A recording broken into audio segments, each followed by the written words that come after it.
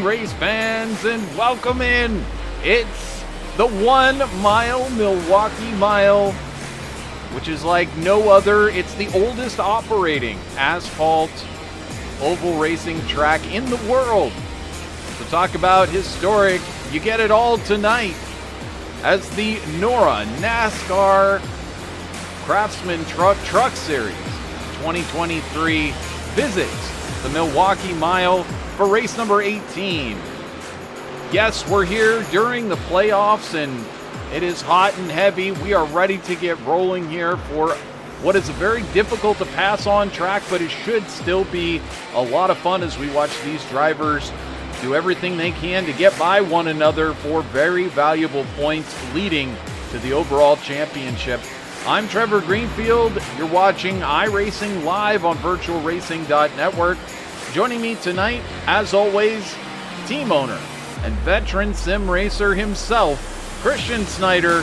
Christian, welcome back to the VirtualRacing.Network booth. What can we expect here tonight at the very tight Milwaukee Mile? I think what we can expect tonight is some tempers because this track is very hard to pass, and this is the beginning of the playoffs. So there might be some movement out of the way, give them the little chrome horn, nudge them up the track, which is perfectly all right. Hopefully we don't see any, wrecks that are intentional at all, but we'll definitely see some bumping out of the way. But it's 70 degrees out there, not very humid at all, and it's clear sky, so this track is... the track temp's pretty high. Not too high, but, it's at 99, right around 100 degrees, so you're not going to cook an egg out there. But, it's pretty hot still. Pretty hot, and certainly we will find out how it changes over the course of this event. We're just now finishing up and about to head into qualifying, and at a track like this, Christian, qualifying could mean a lot, as track position could be quite key here. Yeah, definitely. Track position is going to be the most important thing, I would say, for tonight. And another thing we got to look for, there's only 6 sets of tires tonight. So you're not going to be able to, pit every single time there's a caution, unless this is the greenest race we've seen this season. But, I fear that we might see a couple cautions. This is a track that not many of these drivers have run, because this is the first time trucks are running them ever for NORA. So I can't wait to see how this race goes. It's the first time here. I've never personally ran it. I don't even own it. So I have no idea how to run this track, what line to run. So you probably have a little bit more experience in that department of what these guys need to do to put down a fast lap here during qualifying. Well, certainly it's a 1 mile oval, so it's key to get as close down to the apex as possible. So we see Blade Timmons, Blade Timmons racing out there, putting in his first lap, about to put it in the books, and he'll go second fastest, Tim Harper to the top. It's kind of interesting as we now can jump on board with Todd Slauson in the hot and ready machine for his very first lap out there. Very interesting, as you said. Not a lot of NASCAR guys know this track, and so everybody kind of on equal footing here. As we jump on board, we come across the start-finish stripe, and then you'll watch as Todd tries to dig in real deep on entry. You've got all that grip in the first couple of laps with those fresh tires. No problems with pushing up the track. Later on, tire management going to be a big issue here, as it is a very flat track. Turns 3 and 4, a bit different than 1 and 2. You've got a bit more room to work with on the early part of exit of turn 4, and then that very quick, abrupt pit in, and that could be a big problem for these drivers, as they will have to, especially under green flag, get down to pit limit speed very quickly on the left-hand side, and that could also cause some incidents out there. As other drivers going to be, trying to navigate around those drivers who are trying to get into the pits. There's no special pit in entry lane or anything, as you see Sean Briscoe from Fair Oaks, California, puts it to the top of the charts, and he'll pull it down onto pit lane. And there you can see that cone being where you have to hit your speed limit by. So A little treacherous getting on and off of pit road. And we watch here for this new driver, Patrick Coluccio, just kind of getting up to speed. I think he had trouble there on his first lap. So this is not going to be a good one in the books. How about Brad Fulham now putting in his first lap for Full Send Motorsports? We'll ride around with him and watch to see what he can do. In the meantime, as you see, Briscoe at the top, Dempster in second, Couts in third. There's the sector times for you. Brad able to go to 10th fastest on that first lap. And he'll bring it on down into pit lane. Here's Josh Conover, regular season champ here in the NORA Truck Series. What can he do here tonight? As he gets right down on, he is not afraid to get that thing onto the curbing all the way down there at the apex. So is it going to be fast enough to put him at the top of the charts? Not quite, but look at that. It's basically tied according to our software. Obviously coming down to the thousandths of a second, which our software does not display that, but that was a great lap from him. And if I take a look, yeah, in fact, I can't even see more there. You can probably pick up more in sim than we can here, but that, I believe, is going to do it for all of our qualifiers out there. Brian Jones shown to be in the field, but not going to qualify here tonight. Jovi Ray also did not manage to put in a lap. And yeah, Jovi, he actually has a do not qualifying penalty carried over from a couple of weeks ago.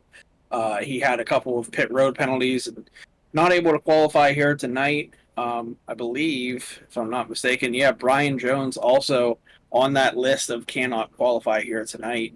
All the drivers on that list here are Jordan Abayeta, Jovi Ray, Grant Brown, and Brian Jones, the only ones that are here tonight, not allowed to qualify. But why don't you take us through the starting order here, Trevor?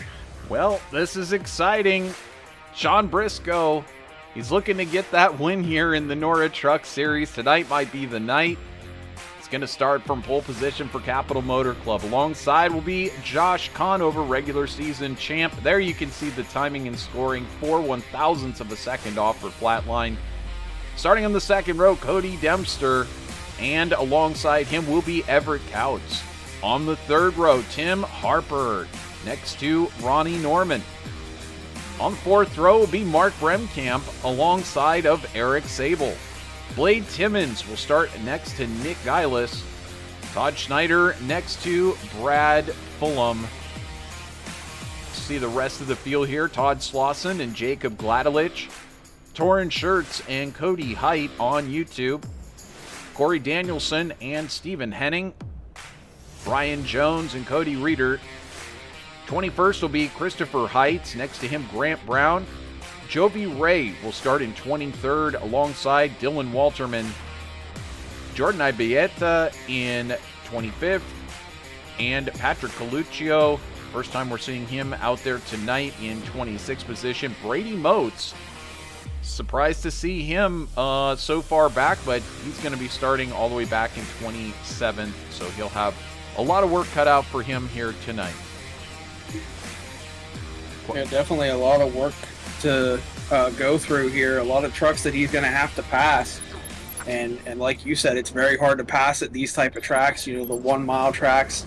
The closest I could relate this track to is New Hampshire, and we saw earlier this year, it was impossible to pass at that track. So it's going to be interesting to see what happens here tonight, if maybe Briscoe and Conover can just run away with this thing, considering they're on the front row here tonight.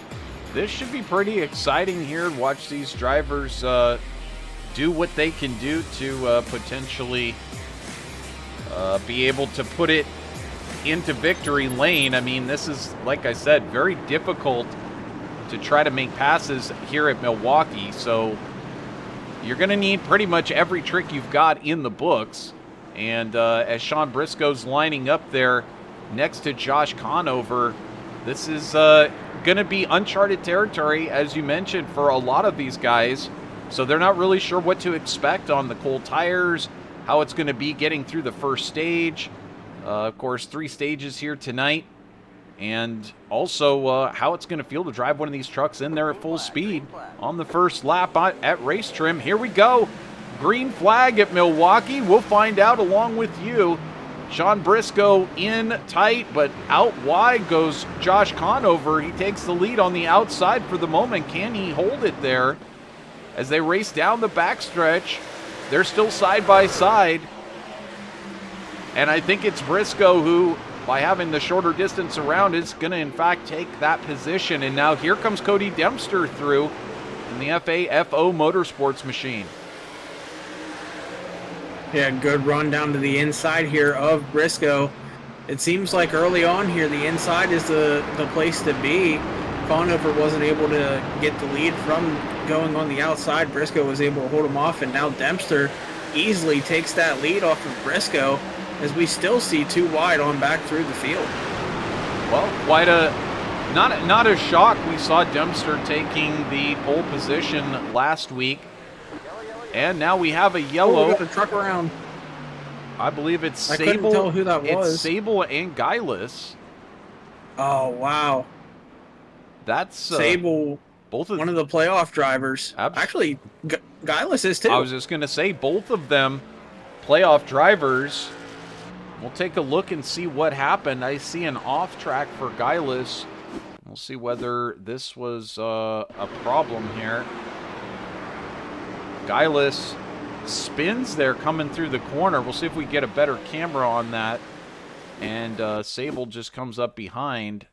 Bring it over the top with the chopper here. I don't think Sable got any damage here. Oh, but he did get into Guylis there. Certainly did, just a little bit.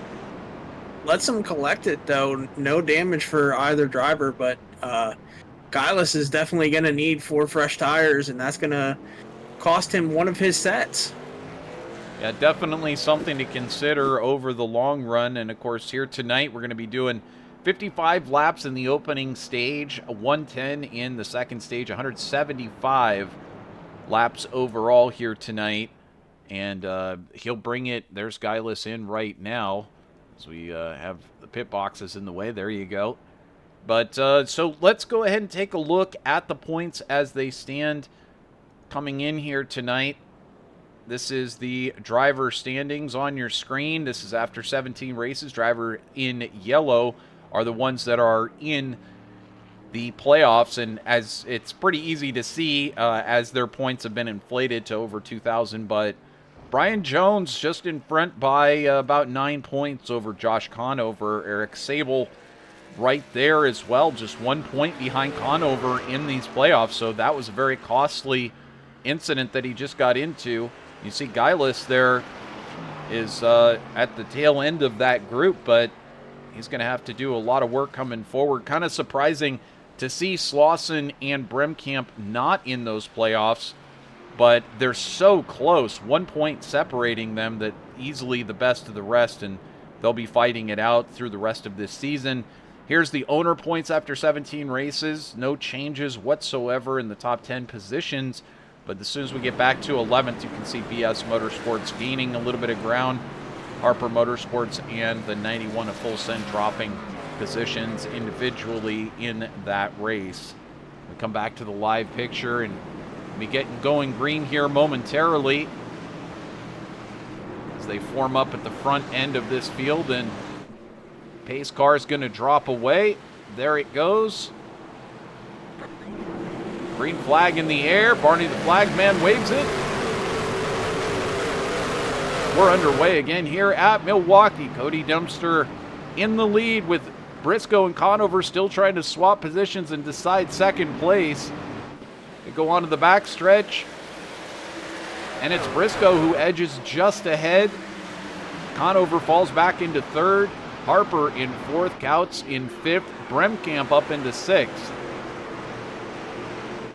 And for people wondering how they can tell who's in the playoffs and who aren't, those big, bright red spoilers on these trucks That's the best way you can tell that they're in. They also have a little red stripe down by the front bumper as well. So that will be how you're able to tell that they are a playoff truck. Always good work there by Christian Snyder, getting all the lowdown of information going on each week here in the NORA series. Of course, Christian working on all of those paint schemes that you see out there for Full Send Motorsports, as well as some of the other drivers that are out there. So he gets the first word on what to do in those paint jobs. As we look down through the field, Tim Harper up a position now into that 4th spot. He's having a good run right now, hanging on, yes, and still up in the top 5. New colors for him this week. We're used to trying to find that black and green truck, but he is in a bright yellow truck, so he stands out even more now. Indeed, bright yellow. Different colors for him. Perhaps a change of pace, change of luck for Tim Harper. We'll see whether or not that works out tonight. Couts just behind, trying to hang on, and now Conover racing down to the inside of Dempster for position.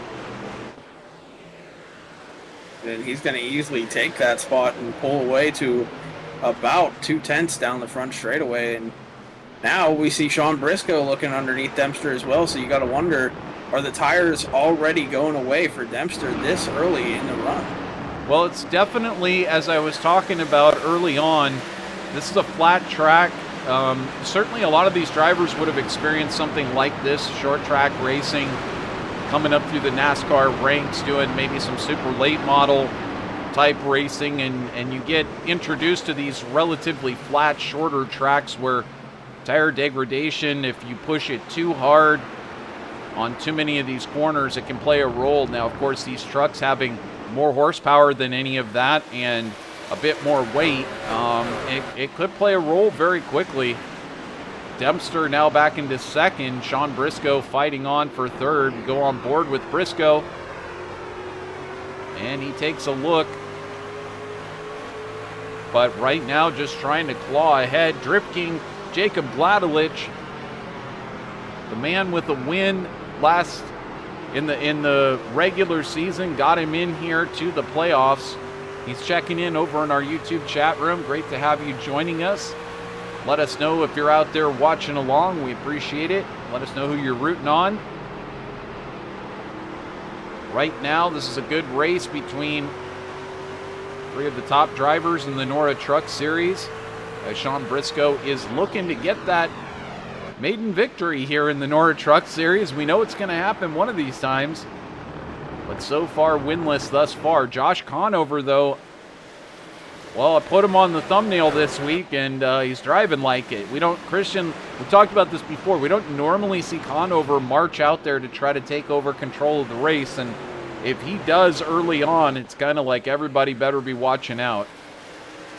Yeah, he told me right before this race, he said he's just trying to go out there, get some playoff points or stage points to help him through the playoffs, because he's got such an advantage over the cut line. That 1 playoff point and 10 stage points that he gets, that's 11 bonus points if he can go out here and win this stage at lap 55. Certainly, now he's thinking championship minded. Michael Heimer checking in over in YouTube saying Bremkamp is feeling it. And certainly he's having a great race so far, right up there in the top 5. Gladelich was having a good battle just a moment ago up here in 14th spot. And he's got Eric Sable, who's just behind, coming up on him at the moment. Here's Jovi Ray a little bit further back in 17th place. He's come forward 6 positions. It's following Dylan Walterman forward. Both of them coming back from the back of the field. Jovi Ray up 6, Walterman up 8. Sable, with that early incident, has drifted backwards. There's a shot of Jovi Ray's machine. Did you paint that, Christian? I did, yes. That is some nice work, my friend. Thank you. It's a local sponsor for the guy who usually runs that truck. Andrew Misko, he's not able to run for the rest of the season. So Jovi Ray coming over and running that car, but that's actually his family's bar, the Rail Rocks. Oh, very nice. Well, we hope they're watching on. They got it on the big screens there. They can root on their guy, Jovi Ray. He's kind of Mr. Excitement when he can get that truck and/or car up and doing what he needs it to do. Take a look a little bit further forward. This is 6th place. You've got Blade Timmons right now. He's come forward 3 positions, and just up in front of him, there's Mark Bremkamp, who Michael Heimer's watching on. Always love seeing that red, white, and blue chrome effect that Bremkamp has on there. It was quite shocking the first time we saw it here on broadcast, but it's really grown on me. And we look a little bit further back. How about this guy, Grant Brown, up 15 spots for FAFO Motorsports. This is a guy who's coming forward in a hurry. Yeah, you could say he figured out the track instead of find out, but yeah, he figured out this track pretty well, and he's already moving up through the field. Well, right now, as I said, 15 positions gained for this guy. Tim Harper now, as we were looking at some of the other vehicles out there, this new paint scheme is worth an extra couple of tenths out there. He's managed to take that position away from Briscoe. Briscoe now back into 4th. Harper up into 3rd. Solid run for Timmy Harper right now as he's trying to position himself here to get some good points in this first stage. Yeah, we saw him and his team running really well last night in the Icon Cup Series, and now we're going to go back and look at his teammate, I believe. Oh no, this is the pass here for Harper on Briscoe. But I was going to mention his teammate really far back in the field, which is unexpected. Cody Height, clear back in 20th position at the moment. Well, look back here at Height. Having a tough run. Not sure exactly what's going on with him, but it could be hanging back, learning the track. Again, this could be one of those tracks that he's just not as familiar with, and he's trying to figure it out as he goes. Currently, his last lap, he's kind of running by himself, so his last lap of 31.60. And if I have to compare that to, say, Conover, who's running a 30.93, and most of the front runners running low 31s, I would say he's just sort of, trying to figure this one out. If we jump on board, there's a few different ways you can drive turn 1 and 2. It's a bit like any short track where you can come in a little shallower, maybe give it a little bit less gas in the apex, and then ride it a little bit harder, use up a little bit more of that right rear tire on exit, and there's enough room out there to do it.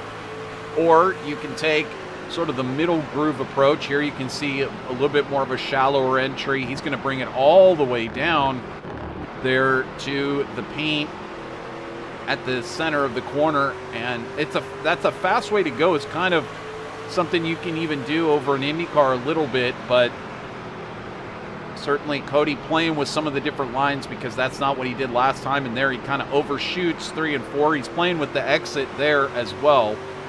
So Cody just trying to figuring out what's working for the truck. And again, just because you've come out here, you've done it in the next-gen machine, hey, the truck is a totally different beast. Yeah, some other people moving up through the field. We see Cody Reeder and Brian Jones. They both had to start in the rear. Cody Reeder just cracked the top 10. And Brian Jones right behind him. So these are some playoff guys trying to get some playoff points right before the end of the stage here in about 30 laps. Ronnie Norman right in front of them here, having a good run in 9th place so far. And then you got Grant Brown and Couts right in front of them. So this is kind of a big group of trucks right here, kind of all stacked up. And now you see Brian Jones kind of looking underneath Cody Reeder. Definitely think that the 3 trucks in front of them are holding them up a little bit. We know it's tough to pass, so they just got to wait for the person in front of them to slip up. Definitely looking for I mean, it's always about getting your nose on them. It's always about just getting that little bit of a gap that you can get your nose in there. If you can get the spotter to say car low, car high, whatever it is, that's how you can get that pass done. There, it looks like we've got a pass coming up, as that's, I believe, Ronnie Norman, actually Cody Reeder, going to go by Ronnie Norman on the inside. That's for 9th position. Yeah, now Brian Jones going to try to follow suit and get down there behind Reeder and try to pass Ronnie as well here. Ronnie's still fighting Cody Reeder at the moment. He ain't given up quite yet. But I think Reeder going to have the advantage here on the front stretch, and does. He clears him. They're still side by side just behind Jones and Norman. The outside line really not that workable. It is much more so in 3 and 4. You can kind of take a middle groove approach if it's possible through 3, and then be able to get on the gas much earlier if you're on the outside groove. But it's not the preferred line. Preferred line would be coming in as tight as possible in 3, and then taking a pretty normal exit. Does that asphalt patch that's on the bottom, does that like provide more grip at all? Or? It does give a bit more grip. You definitely want to stay there. But again, it's that age-old, if you can get more momentum coming off of the corner, sometimes that's better. It just depends on where the tires are at in the cycle. As we see Bremkamp now looks like having a moment, but now he's back into 6th place. We've got another truck having an issue there. Not sure who that is that's starting to drift backwards. That's Corey Danielson, I believe, going a lap down. Indeed, Danielson having a bit of a rough race right now, all the way back in 26th. And I'll tell you what, Brady Motes did not make this race. Racing for owner points out there in the 49, unfortunately. Todd Schneider out there in the 86. He is currently running in 25th position. And we look a little bit further forward, there's still some good battles going on throughout this pack. It's Christopher Heights and now Patrick Coluccio getting by. That's for 21st position. So Coluccio now gaining 5 spots in his debut. Guylis, after that initial bout of trouble, is now back into 18th place. And it looks like he's about to battle with Dylan Walterman for that 18th place. Walterman up 5 spots himself. There, Walterman. Yeah, Guylis is... Oh, sorry. Guylis is going to have to do everything he can in this first round. Coming into tonight, he was one of the trucks on the outside looking in for the next round. So he's got to try to gain as many points as he can, maybe use some strategy to get some stage points and get some good finishes. That way he can advance into the next round. But as of right now, not having a good run here at Milwaukee, not going to get any points for stage 1 as we see a car coming in. I believe that's Corey Danielson. Going to pull it into pit road and possibly call it a night. Yes, indeed. Either take on... Oh! And just as we see that, Guylis makes contact. I believe that was with Schneider. No, that was... Who was that? I'll have to get... That's a beta. I do not recognize that paint scheme. Yeah, Abietta. So I think what happened there, from what I saw, he goes underneath Guylis and starts drifting up, and Guylis just didn't... He said, I'm not moving for you. What? He kind of drove it in there, and Guylis was going to hold his line. Well, he's not going to move, and then slides up. This is what happened. It's tough to tell from that angle. Let's see if we can jump back to a little bit earlier. We'll jump on board with Guylis and see what it looked like from on board with him. But as we track into the corner, Ibeta comes in a little bit lower. Now you can see the asphalt patch there, and it does look like Guylis says, I'm not going to give you any room there. If you're going to try to make that move, you better hold it down there nice and low. And unfortunately, that did not work out for him, but everybody now visiting pit road. Grant Brown, first one in and off of pit road. Torrance Schertz going to be second off of pit road. Cody Dempster in third. Josh Conover in fourth. And this is actually pretty interesting stuff, as we are not yet at our first stage. So that'll be on lap 55. So this is for position and not yet for points. So Brown going to get out first with Torrance Schertz in second. And now Schertz is going to drop into the pits. I could have sworn they came into the pits. They did. You got to question, maybe they missed their pit box and just decided to, instead of backing up through the box, go through pit road. Because leading a lap, it doesn't gain you any bonus points. So that wouldn't be the reason that they tried it, unless they're unaware that the entire season there hasn't been a bonus point for leading the lap. But yeah, it's either they missed pit road or just unaware that there's no bonus point there. Well, let's see if we can, we'll back this up here, see if we can figure this one out. And that is exactly what happened. If we back this up, you can see it looks like Grant Brown wanted to bring it in, and I don't know if he just was... So he has already missed his box at that point. So he was already past it and kept going. He just missed it and decided to keep going. Well... And these are very tight pit boxes here.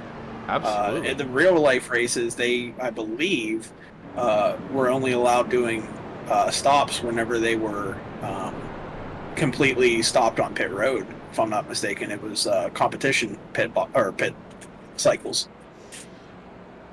Well, a lot of cars got to fit into, a lot of trucks got to fit on the pit lane there, but Cody Dempster comes back out in front of Josh Conover.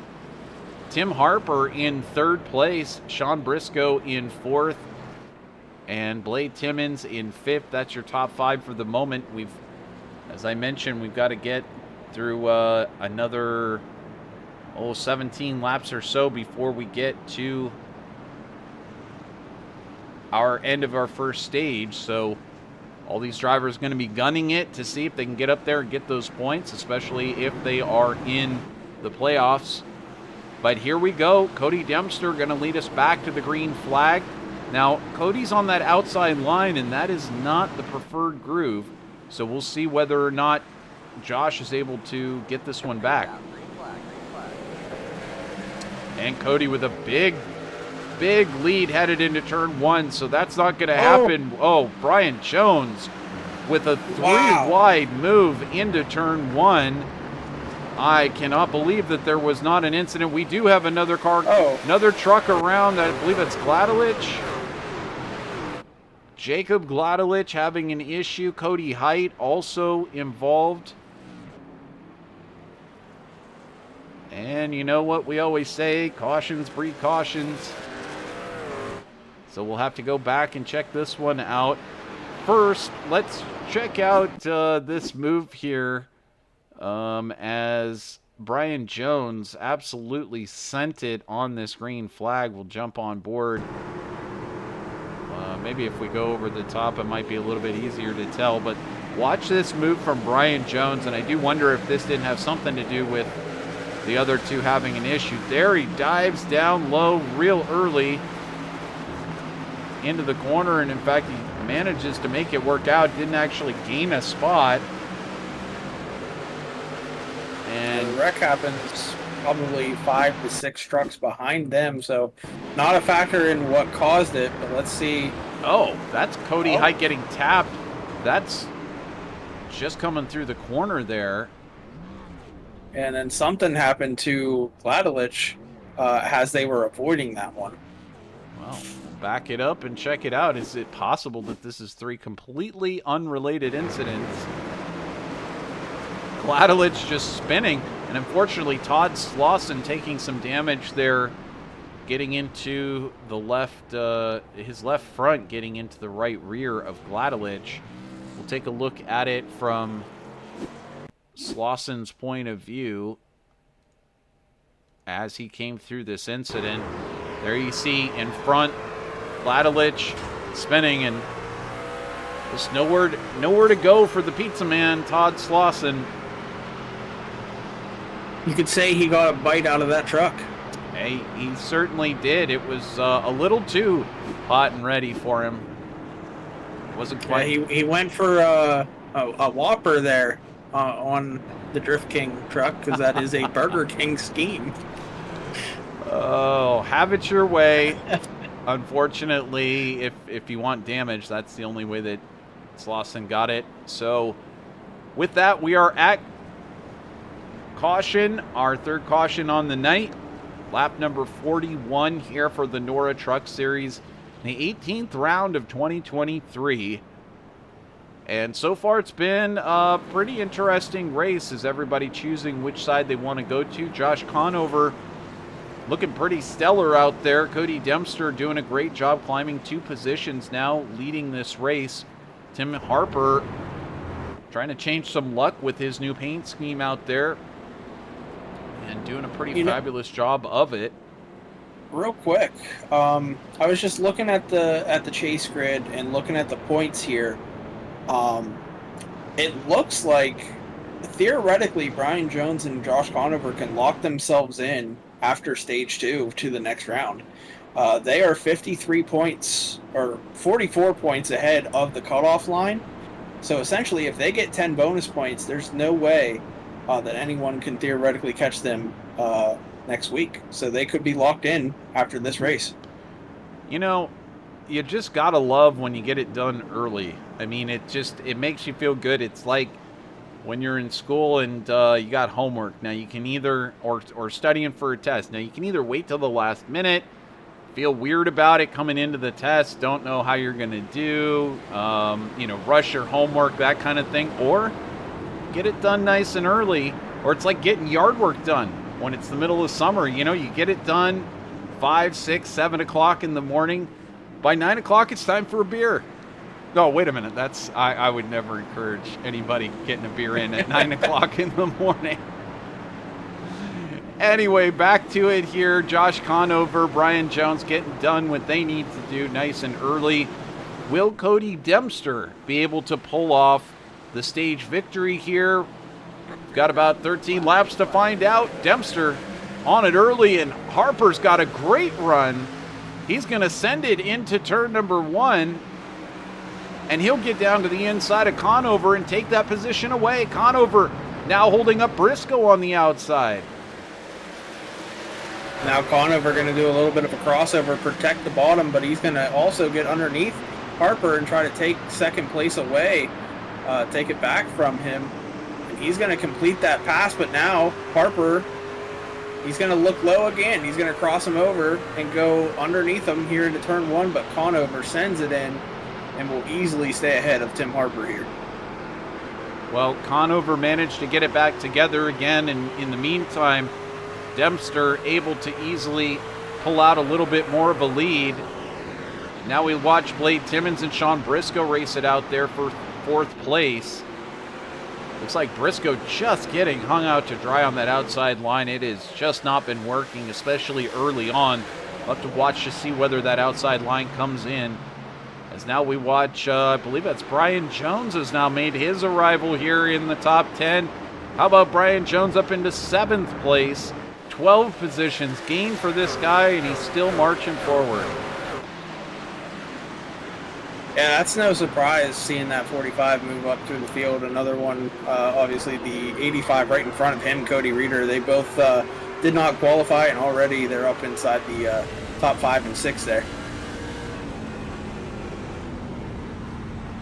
So looking on from the 45 forward at Brian Powell Motorsports is looking at Cody Reeder just in front. As you said, 15 positions gained for Reeder. Reeder, it's been a while since we've seen him in victory lane as well. But it's possible here tonight. He's got a truck under him that he's feeling at the moment. It's still a long ways to go in this one. Brian Jones now moves it into the 6th position. That's 13 positions gained for Brian Jones as Briscoe starting to struggle here. He's, qualified up on the pole. He's now drifted back to 7th. And certainly if he wants stage points, that's the wrong direction to be going in. But he's finally crossed over to the inside. And as Eric Sable now tries to get by, actually Brian Jones able to get by Reeder now up into that 5th spot. They race side by side. I was going to mention that Sable, also another one of those drivers that will be able to possibly lock themselves in after the first 2 stages if they're able to get enough points here. But Brian Jones, he's making a fight there on the bottom underneath Cody Reeder. Briscoe behind him, Sable. So all 4 of these guys that are battling here, all playoff drivers, as Reeder's going to protect the bottom from Briscoe. See if he's able to hold him off, and he will. But now Sable, that's going to allow him to get underneath Sean Briscoe for 7th.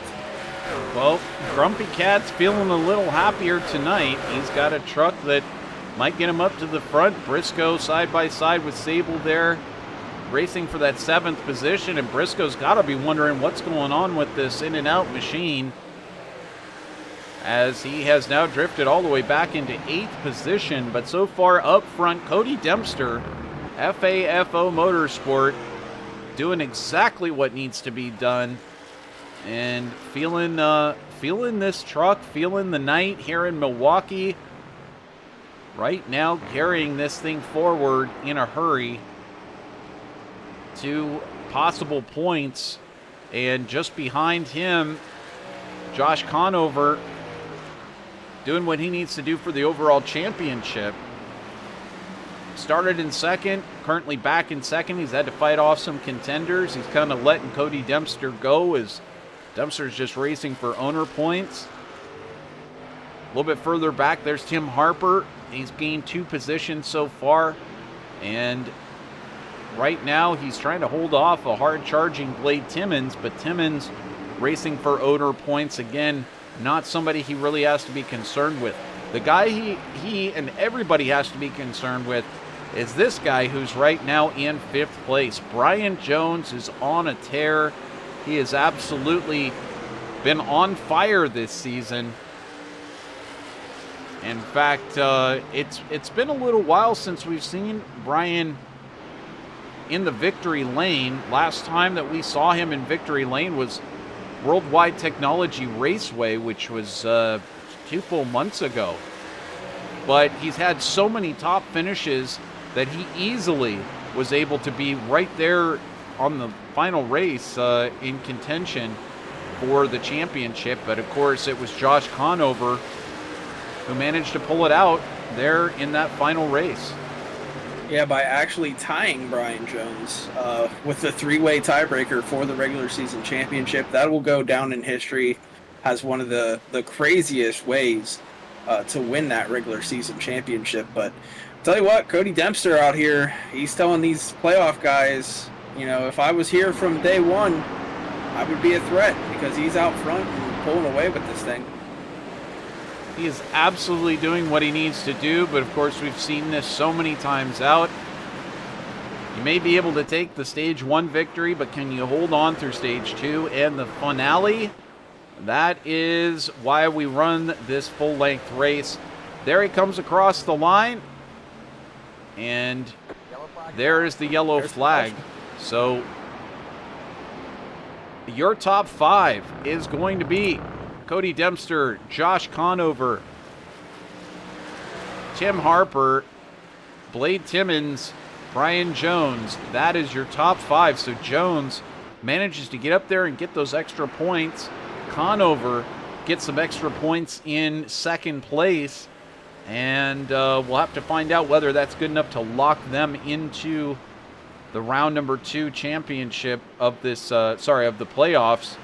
We'll find out here in just a moment. Stay tuned. We'll be right back with more green flag action coming at you from Milwaukee. It's the NORA Truck Series live on VirtualRacing.Network. Stay tuned. We'll be right back.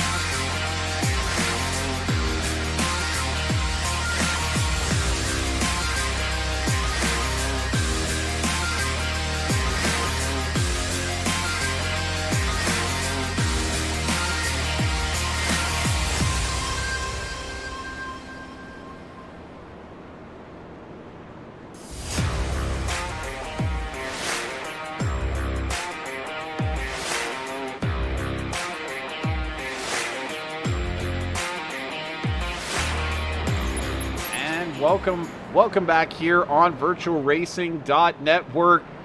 He didn't get the top position with that first stage, but he managed to take third. And tell you what, coming out of the pits, he did come out in first.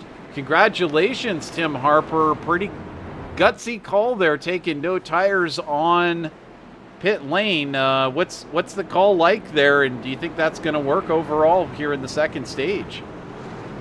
Well, I took 2 tires. I took right sides only. I just want to see how the clean air feels and see if it makes any difference. But overall, I'm glad I got third place stage points, and hopefully we can just lock ourselves into the next round by the end of the night. So certainly that's what Christian's been talking about. He thinks Josh and potentially Brian with that first stage were able to do so, but it's possible that yourself and maybe somebody else might be able to lock themselves in. What would it mean to you to be able to get it locked in here tonight, and how's the truck feeling to you tonight here at Milwaukee? It'd mean everything. I mean, that's just a guaranteed spot, and we can go to Kansas with no worries. But the truck feels decent. I don't think I have enough speed as much as Josh or Cody, but I think we might get some clean air and see what we can do here. All right, well, good luck to you. We'll hopefully be talking to you at the end of the race, my friend. Appreciate it. So that is Tim Harper, and he's ready to go back to green here. Pleasure to chat with him. Always love it when these drivers are willing to do an in-race interview. But, you know, Christian, Tim, one of those drivers that looks forward to every single race. He's out there promoting it on social media, and there he goes. He's got a great lead coming to that start-finish line, and there he leads into turn 1. Conover kind of suffering a little bit there as Dempster gets by him, and Dempster gets sideways coming onto the backstretch. Oh, we've got a wreck trouble behind, several trucks around. Oh, man. And I believe that Slauson is one of those. Gladelich, I believe, also involved.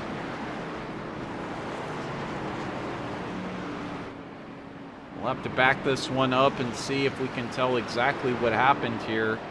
Take a look at Gladelich as he came through this one. There you can see Gladelich swings out wide. I don't know if he got help there, and then he definitely got turned and into the middle of this one. We'll back it up again, see if we can see more from overhead here.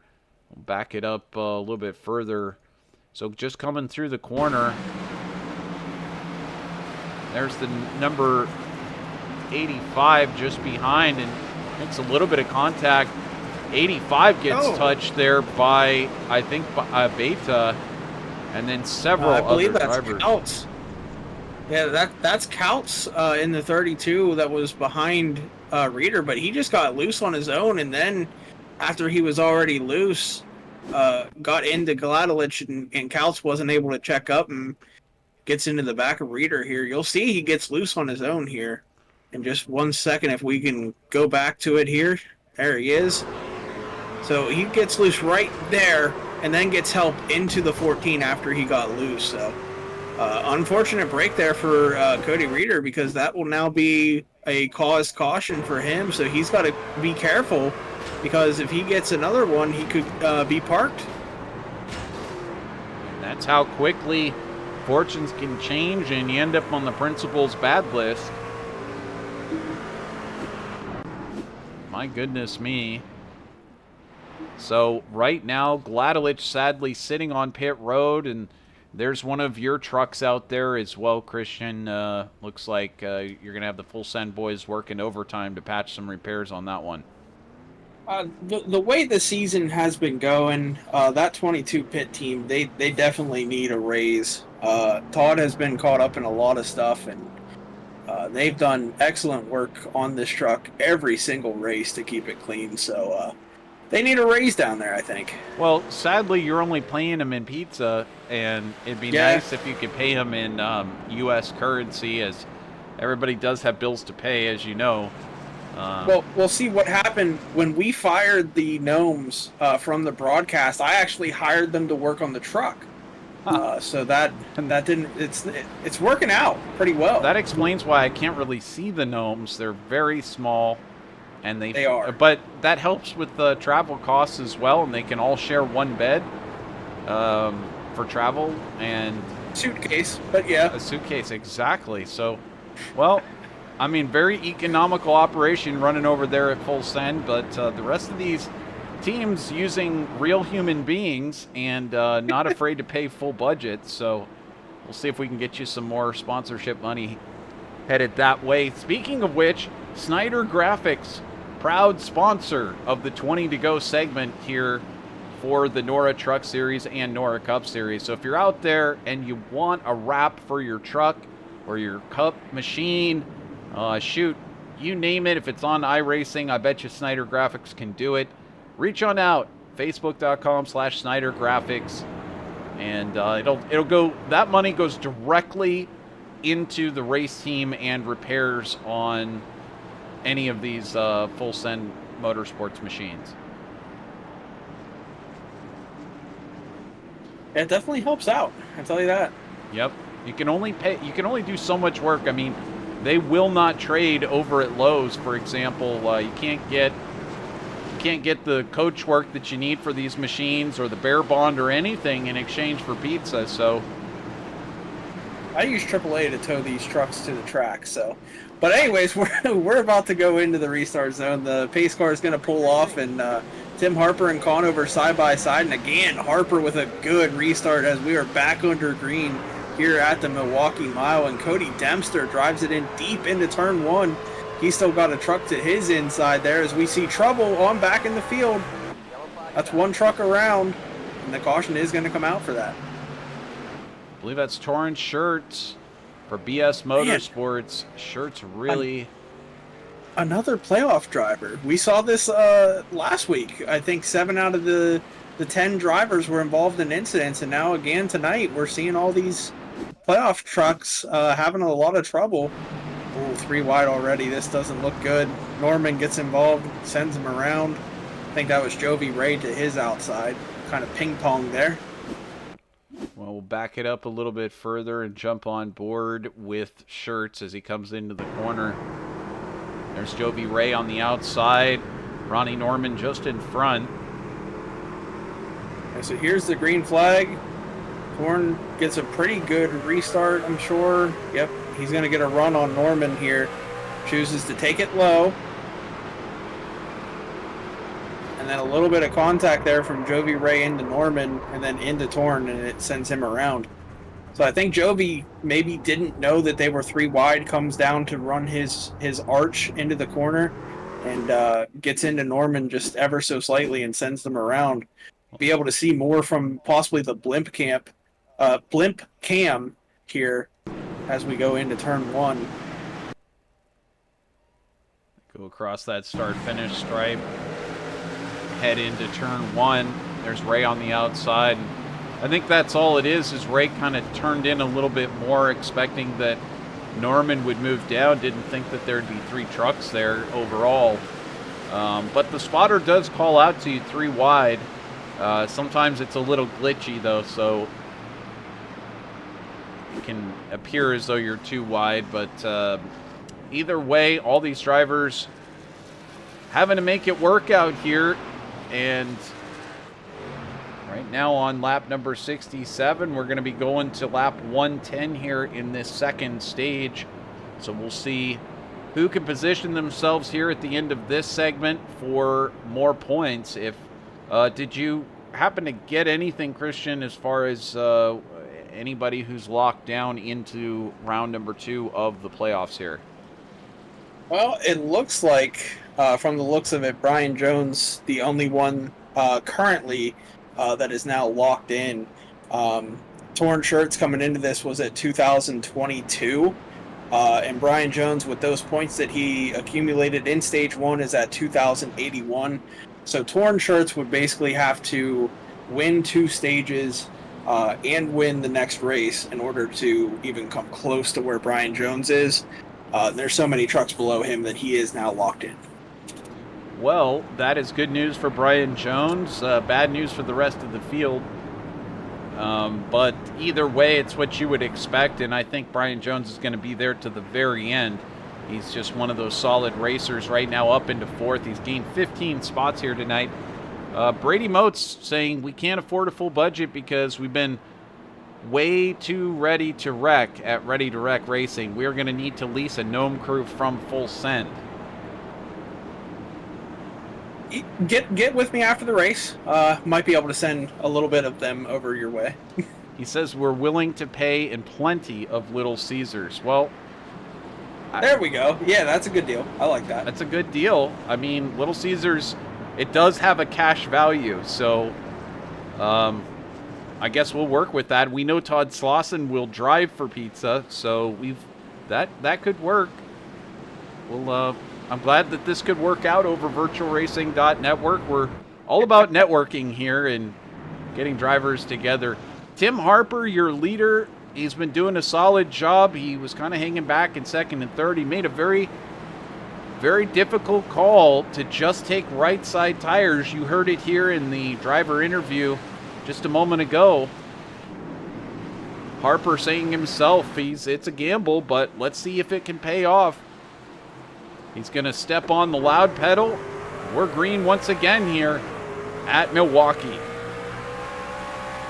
And he's able to get a really good restart yet again, as now Blade Timmons coming underneath Josh Conover, teammate there. Last minute. We've got a yellow, unfortunately, for Mark Bremkamp, who's had a spin, I believe. Go back and look at that. Unfortunately, that's much to the chagrin of Michael Heimer, who's watching along. We'll watch here and see if we can tell. Looks like a couple of trucks.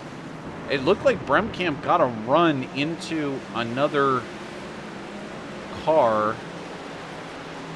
Yeah, I believe that's Schroeder, Craig Schroeder in the 86.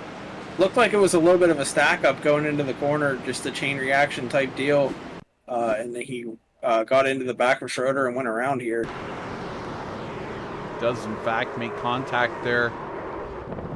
Fortunate. Yeah, and that's because Sable comes down in front of Schroeder there and makes Schroeder check up earlier into the corner, and Bremkamp was unaware that happened in front of him. So just a racing deal there. No one's really at fault for that. Just unaware that there was going to be a checkup.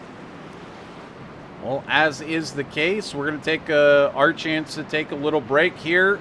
Appreciate everybody hanging out with us over here in the YouTube chat room. If you're not already a subscriber, make sure to punch that subscribe button. We've got Icon Cup Series, NORA Truck Series in the playoffs, and starting a week from now, it'll be the NORA Cup Series in the playoffs. You won't want to miss it. We'll be right back here on VirtualRacing.Network. Don't want to go anywhere. We got lots more green flag racing.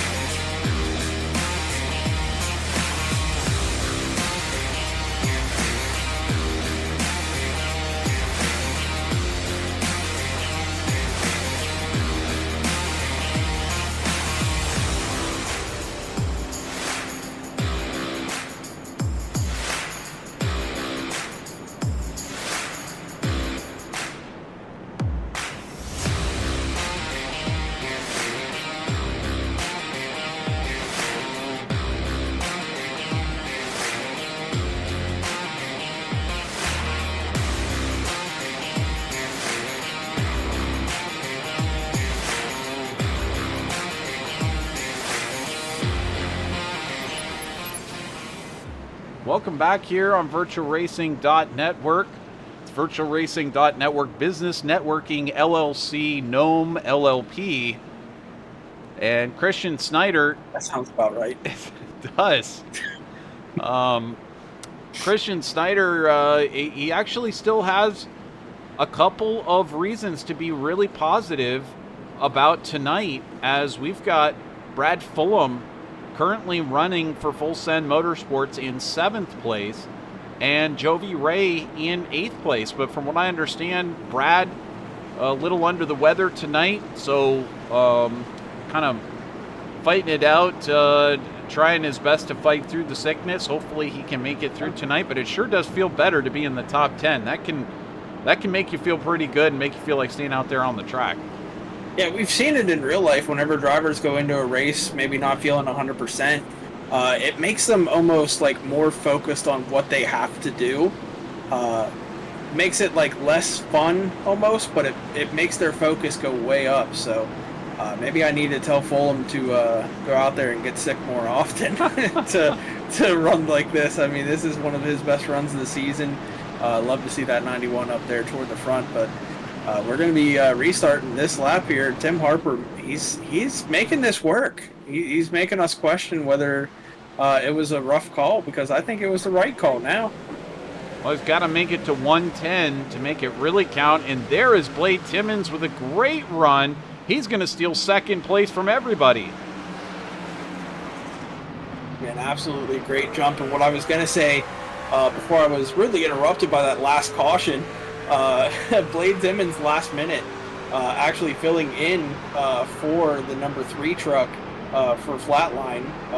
Wasn't put on the entry list. He came in last minute, and he's going to be filling in for Flatline. So his teammate right behind him, Conover, is now blocking Brian Jones down low, but Jones going to send it in there 3 wide. Oh, man.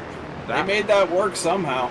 Certainly risky maneuver, as Jones now fighting with his arch rival here in the NORA Truck Series side by side. This is the two main championship contenders fighting it out at the moment. Jones and Conover racing it out for third place, and it looks like Jones will edge just ahead at the start-finish stripe.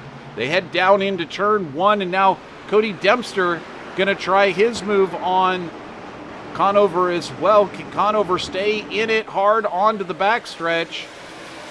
No, I don't think so. I think it's Dempster. He's got that position locked up, and now it looks like Conover, the driver who's starting to slide backwards, manages to fall in behind Jovi Ray, one of those Full Send Motorsports stable of drivers, who's now up into 5th place, gaining 18 spots here tonight. Up in front, though, here's Blade Timmons, who's now racing for Flatline here tonight. And he's now looking at the backside of Tim Harper, thinking, maybe I might be able to make this one work after all.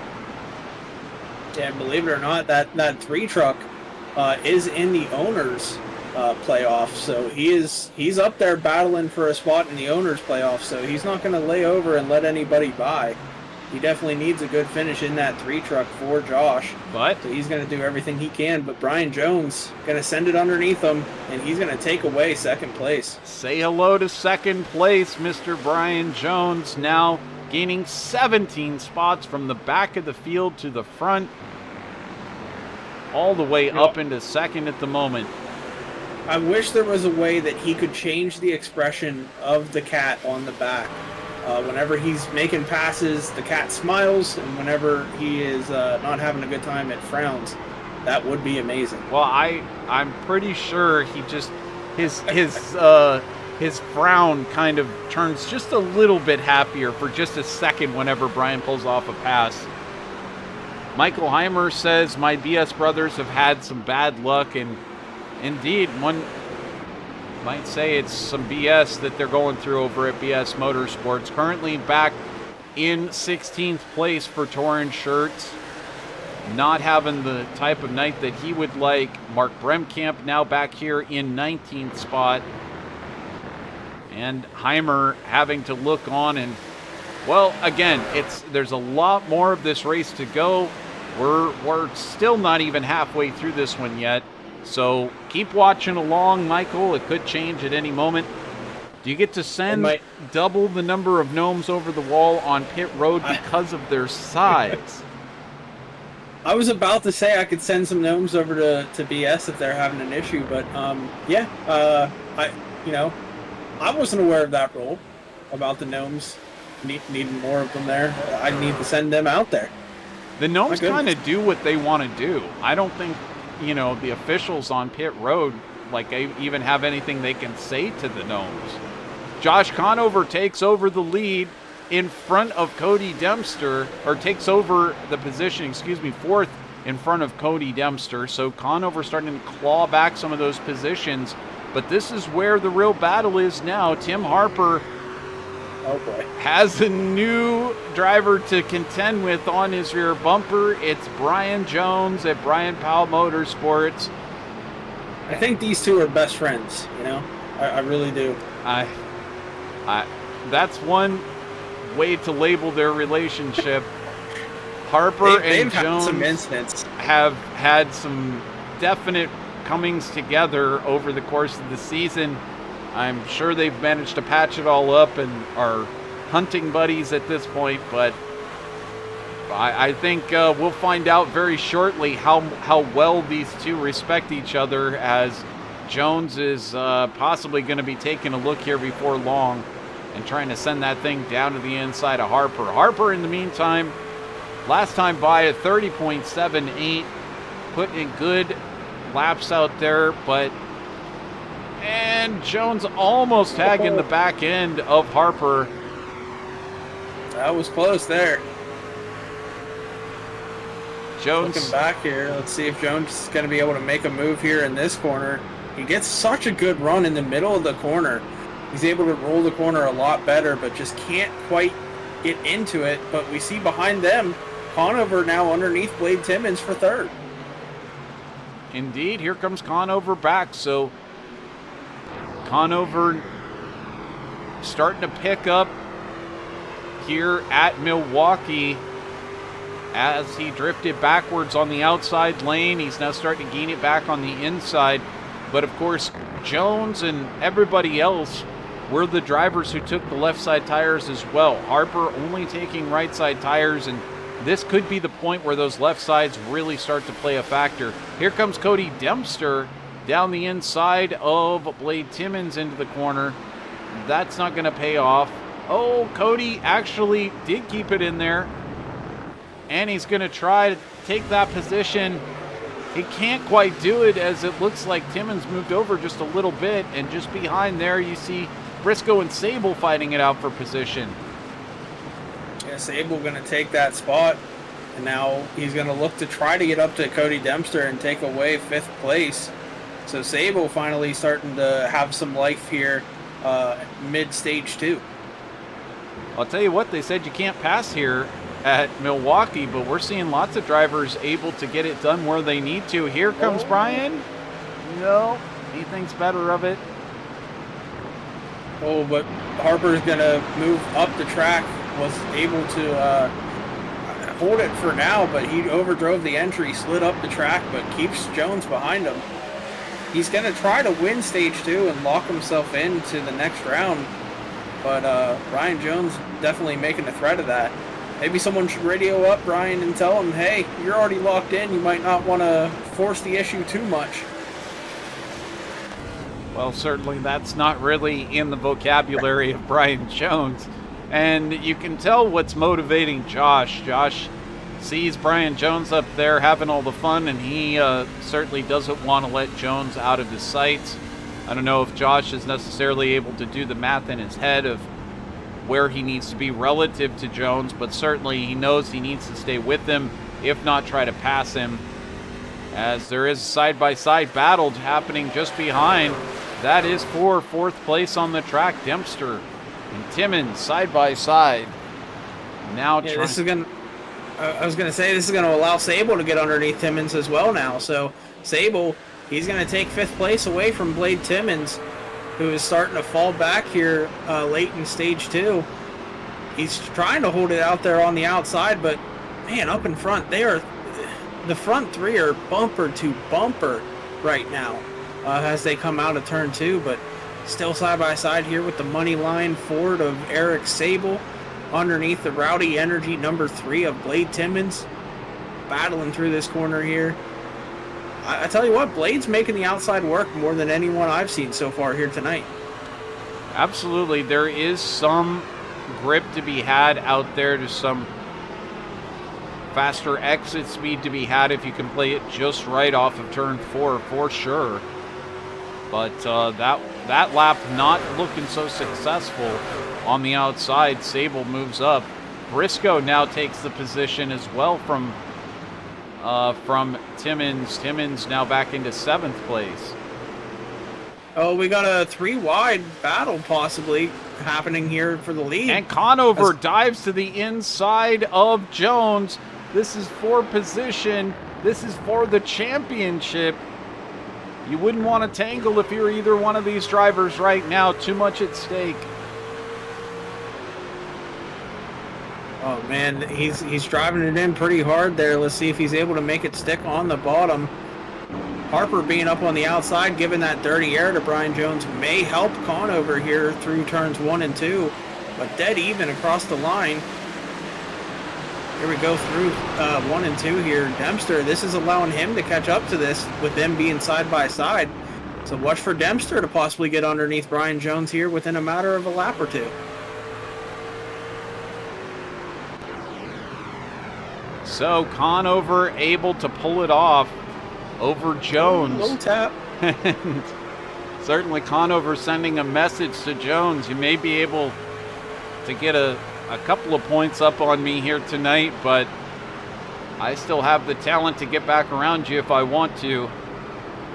Conover putting some good moves out there. Always exciting to see Josh. He's one of those drivers that just seems to be able to go up there and just, if everybody else can be at 100%, Josh seems to be able to go to 101%. Yeah, he has that extra gear, essentially, that no one else has, that he's able to just force it up there and force a good run out of any situation that he's in. We've seen multiple times this season where he's wrecked like 2 or 3 times in the beginning of the race, and then he comes out and finishes second or ends up winning the race somehow. So he just comes out of nowhere toward the end, but with him being up here in the front already, he's telling these guys, hey, this is the time that I'm taking this serious now. It's game time. It is game time, and we're coming up to just 13 laps to go until we get into the end of stage number 2, and so many points are at stake. And again, you don't know what's going to happen with the rest of the race. You don't know if somebody who's a little bit further back, like maybe Cody Dempster, is racing for owner points, Blake Timmons racing for owner points, Jovi Ray is having a good run here tonight, Grant Brown. Oh. And here comes Brian Jones down to the inside. He's going to try to get a run. Conover shakes him off and sends him backwards, and that looks like Dempster made contact there potentially with Jones on the front straightaway. Man, I told you that tempers could be flaring by the end of the night, and I tell you what, Jones got into the back bumper of Conover, got him a little loose, and then down the front stretch, Conover paid him back with a little bit of a door, a little bit of a block. So these two showing each other that it's going to be a battle for the championship, because believe it or not, Phoenix, it's about a 1.2 mile flat track. So if you're good here, you're probably going to be pretty good at Phoenix. That's a safe assumption to make. I do wonder right now, though, is Tim Harper about to be under attack by Josh Conover. He got a good run into turn number 3, and he's got the speed to take that position. Harper sitting duck on the outside, and he'll give up that spot back to Conover. Conover back in the lead. Yeah, he's got to hope that Harper able to hold off Brian Jones for a little bit, but not able to, because Brian Jones has cleared him, and now Harper going to come down and block Dempster there. So he's going to slot into 3rd place, and now Brian Jones going to defend the inside from Harper. But Dempster, he's going to drive it in deep, gets in behind Harper. That's going to allow Sable to catch up to this group, and now it's a 5-truck battle for the lead, but Josh Conover actually pulling away from Brian Jones, so it's kind of a 4-truck battle for second now. 4 trucks battling it out for second, a little bit further back. How about this side-by-side battle between Couts and Norman? This is, and also Timmons involved in this one as well. Sorry, looking a little bit at, we got Norman, Couts, and Brown in this battle, and then Timmons a little bit further up the track. There's Norman at the front. Brown and Couts now side by side on this front straightaway as well. So tight battles all over the track, the front and the back. Norman having a pretty good run here tonight in 8th place. He's drifted 2 spots back from where he started. We've got Jovi Ray into the pit lane and out. So perhaps getting his stop done. And actually, is he still sitting on pit lane? He is on pit lane right now, taking service in that Full Send Motorsports truck. So I'm not sure if he's taking on extra service here, as looks like Ray, yes indeed. He has climbed out of the truck. He's out. Indeed, yes, this is going well beyond, so I'm not sure exactly what the issue is there, as it does look like he started to fall back through the field.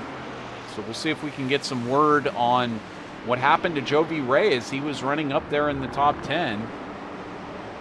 Yeah, I'm sure he'll message his team owner and let him know exactly what the situation is. So I'll have to ask the team owner of Full Send what the situation was, because I don't know who that is. It's one of the gnomes. It must be, because I'm not running it very well. Well, we'll take a look back here. Just this was a moment ago. This is Jovi Ray on the outside, and Couts gets into him, and there's Ray into the wall. All right. So that would tell you exactly what happened to that machine, and yeah, some serious damage to the left front on that number 75. Yeah, once you damage the steering in these trucks, it's very hard to repair. So yeah, I don't blame him at all for pulling it behind the wall to get some repairs and possibly end the night here. Well, Harper still holding on to 3rd place. Josh has all the long run speed, and the leader of the Gnomes. The leader of the Gnomes running the team, yes. They have all the Gnomes all the time over at Full Send. Kind of running a gnome farm, so to speak. Josh Conover, though, not having to deal in gnomes whatsoever. He deals in solid green currency of the United States of America, and he is money behind the wheel of one of these trucks if I've ever seen it. Right now, opening up a small lead over Brian Jones. He's running in 2nd. His main nemesis and rival here in the NORA Truck Series, Tim Harper, in 3rd. So is Conover going to be able to cruise to victory here in the 2nd stage? I believe that's the way it's looking right now. And Jones, I'm not saying he's given it up, but I don't think Jones is in a hurry to go up there and challenge Josh right now. Yeah, I think as of right now, I think Jones knows that 2nd is still really good points. I mean, it's 2 less than what Josh is going to get, but it's going to be enough to essentially guarantee both of them to make it in to the next round. So they just need to run nice and easy and have a good rest of the race. Top 5 finish is fine. Don't need to really force yourself to get a better finish than what you can get. Heimer wants to know, can we sneak a P10 for that 33 for some stage points? He's trying. Him and Reader. They're 11th and 12th trying to catch up. He's just outside. He's going to have to hope that Walterman has an issue, but nope, he's not quite able to do it. And with that, your top 5 is going to be Conover, Jones, Harper, Dempster, Sable, Briscoe. I'm sorry, Sable, that's your top 5. Briscoe, Timmons, Norman, Couts, and Walterman. That is your top 10 here in stage number 2. Great run there over that 2nd stage. A lot of great battling between Conover, Jones, and Harper, as well as Dempster. We're going to take a short break here on VirtualRacing.Network. Catch our breath and get ready for the conclusion of this race. Lots more green flag racing yet to come. If it's anything like what we've seen so far, it is going to be a treat. Stay tuned.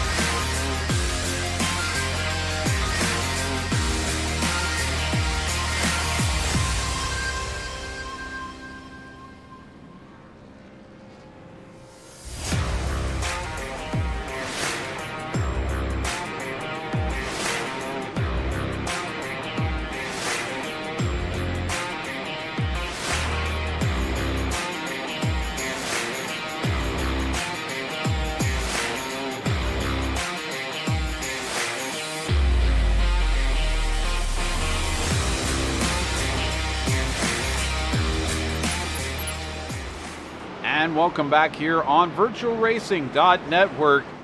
It was a very entertaining second stage, and the star of that second stage had to be Josh Conover, who managed to take over the lead from Tim Harper and cruise to victory. And Christian, I believe we're going to get a chance to chat with him. Yeah, I'll dial him up. Josh Conover, it's Christian and Trevor up in the booth. You got us? Gotcha. Well, man, you pretty much locked yourself in with winning that stage. So you're going to be locked into the next round as long as you just show up for the next race. So tell us how that feels, already kind of locking yourself in here tonight. If you would have told me I would have had this pace, I would have said you were nuts. I just got the track this morning and ran one C fix. That's all the practice I had. But I don't know. It's interesting. I think there's a couple guys that are quicker, but just getting the passes made without, dooring people and stuff is kind of tough. So we'll see. Hopefully I don't get moved out of the way or something here, and we can hopefully stay green. Speaking of moving someone out of the way, we saw you chase Brian Jones the whole way down to the inside wall on the front stretch. Did he give you a little bump maybe the corner before there that brought that out? I know you guys have had your fair share of battles for 3 seasons now, so is that just left over from maybe former seasons, just hard battling between you two?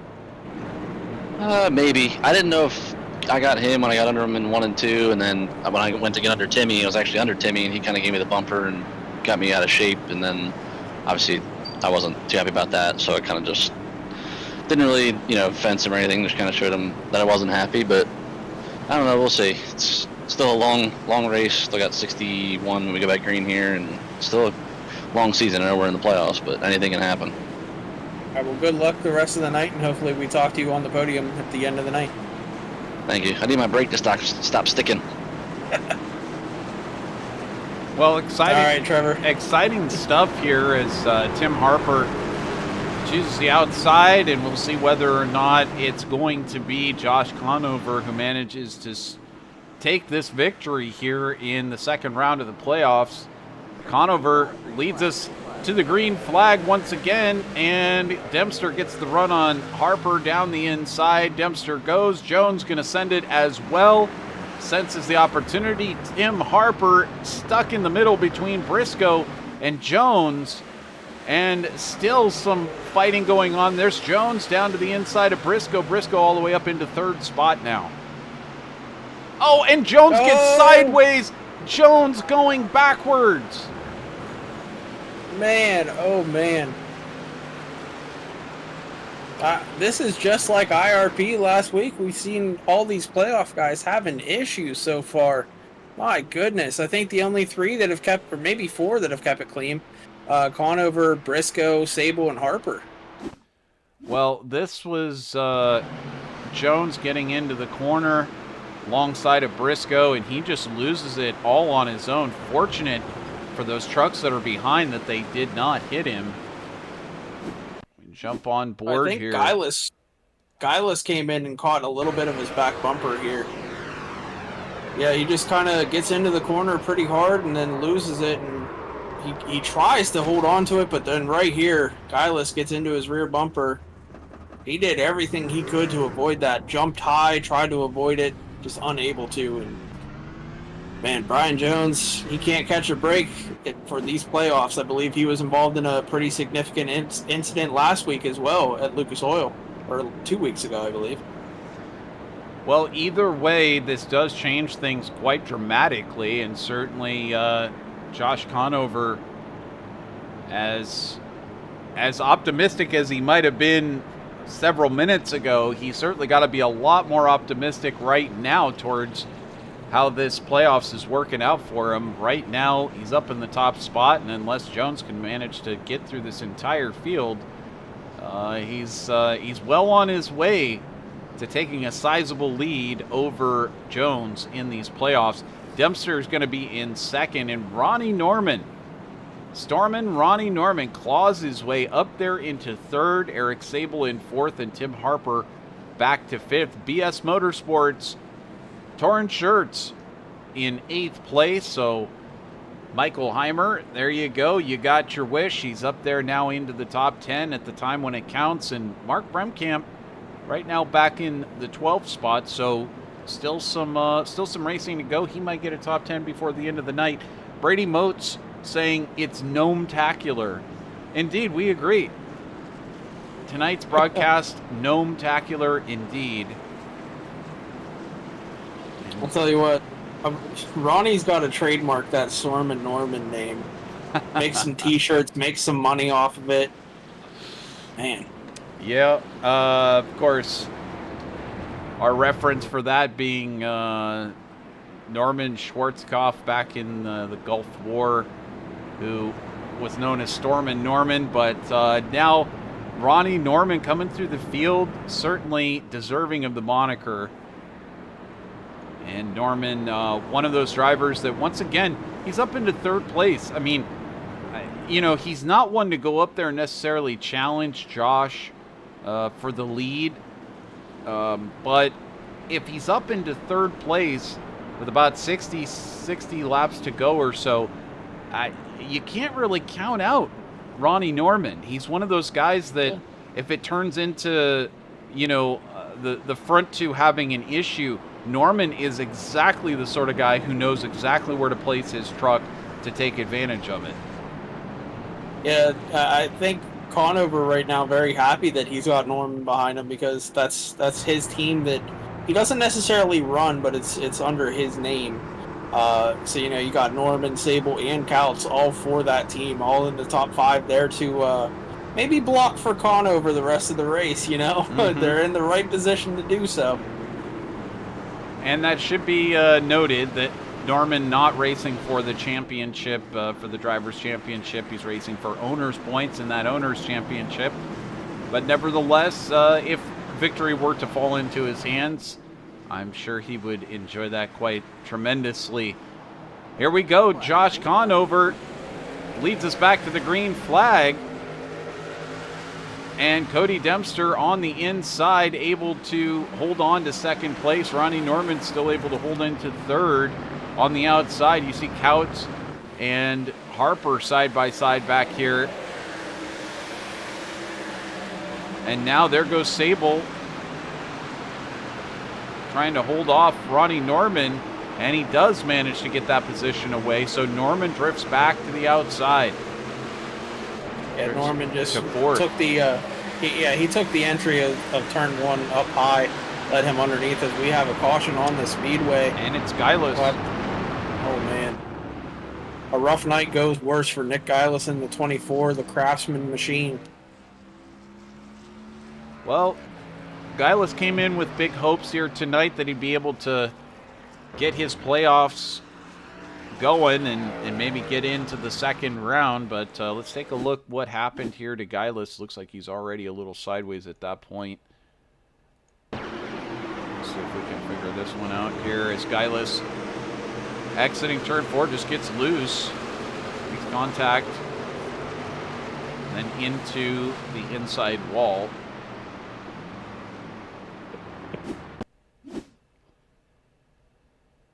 Watch Yeah, board here. maybe that seam. Do you think maybe he crossed that seam a little bit and got loose? Well, I've never felt that seam really being a problem, but it does look like he gets his left sides down onto that seam. I think tries to gas it up. I haven't noticed anybody else having that issue except for Brian Jones coming through that corner. So we'll have to see if we notice more drivers having that issue here. Wonder if maybe the track temp might be going up and getting a little bit slicker out there with the rubber going down. Well, certainly only 84 on the track at the moment, 70 in the air. So, Yeah, so that's cooling off significantly, so that's not the issue. So definitely is. Could just be the rubber going down.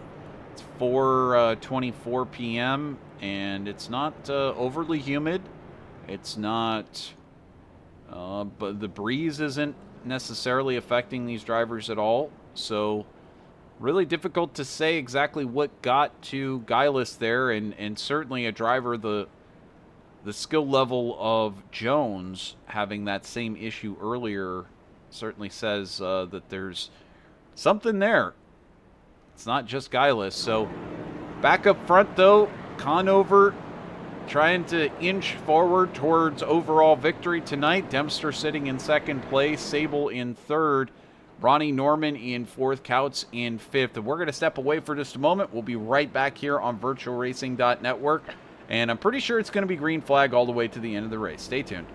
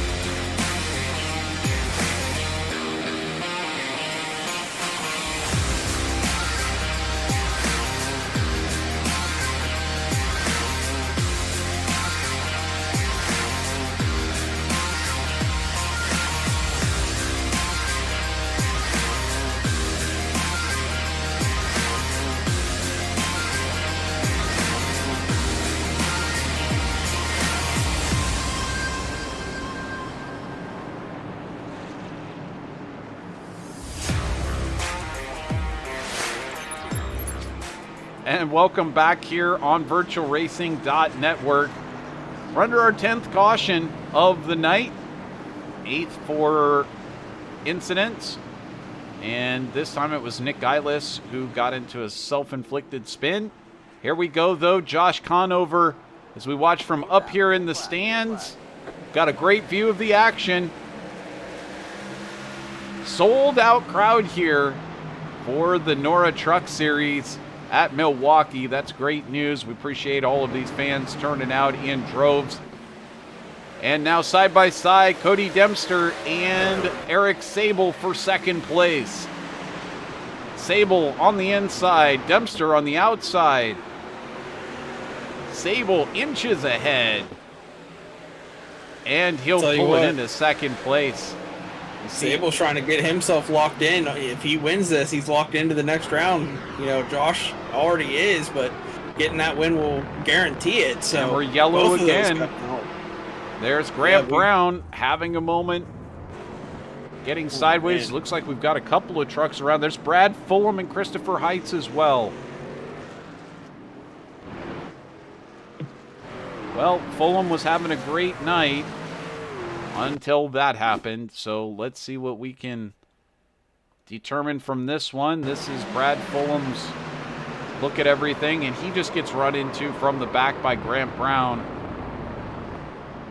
Briscoe kind of in the middle of that as well.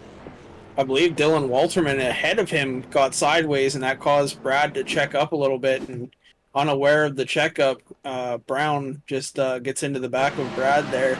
So you'll see he overdrives it into the corner. The one of Dylan gets sideways. The 91 getting sideways as well. Yeah, he got sideways from a very big, large bump from the truck behind. Yes, definitely. For sure.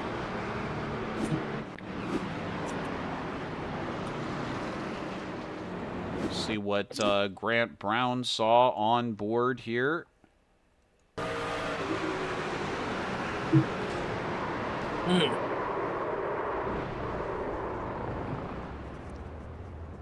And why not, for good measure, here's what Christopher Height saw on board.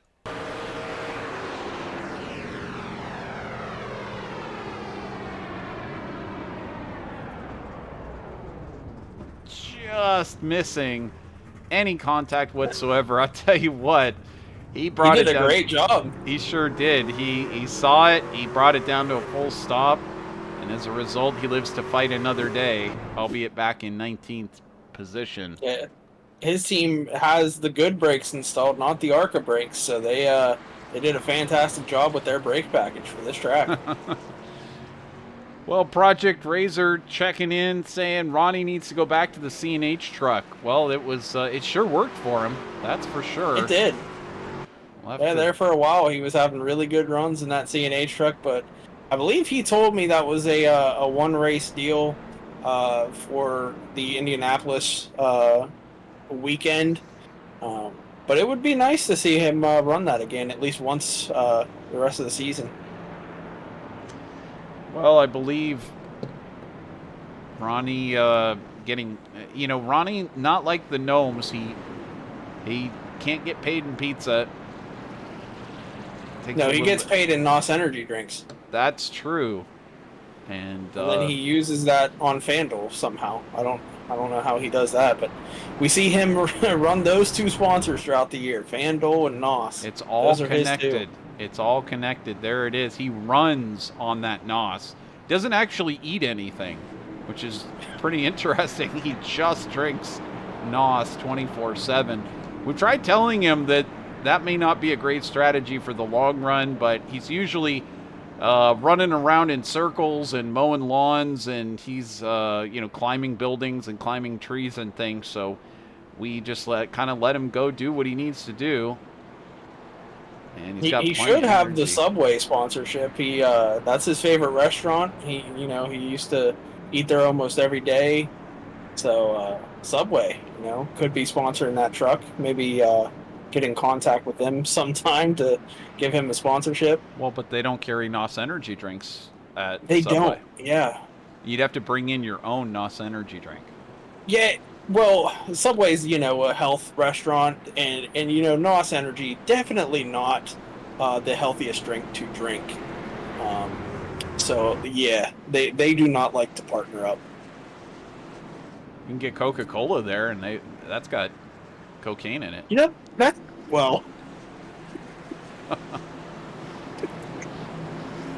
Josh Conover going to lead back to the green flag here.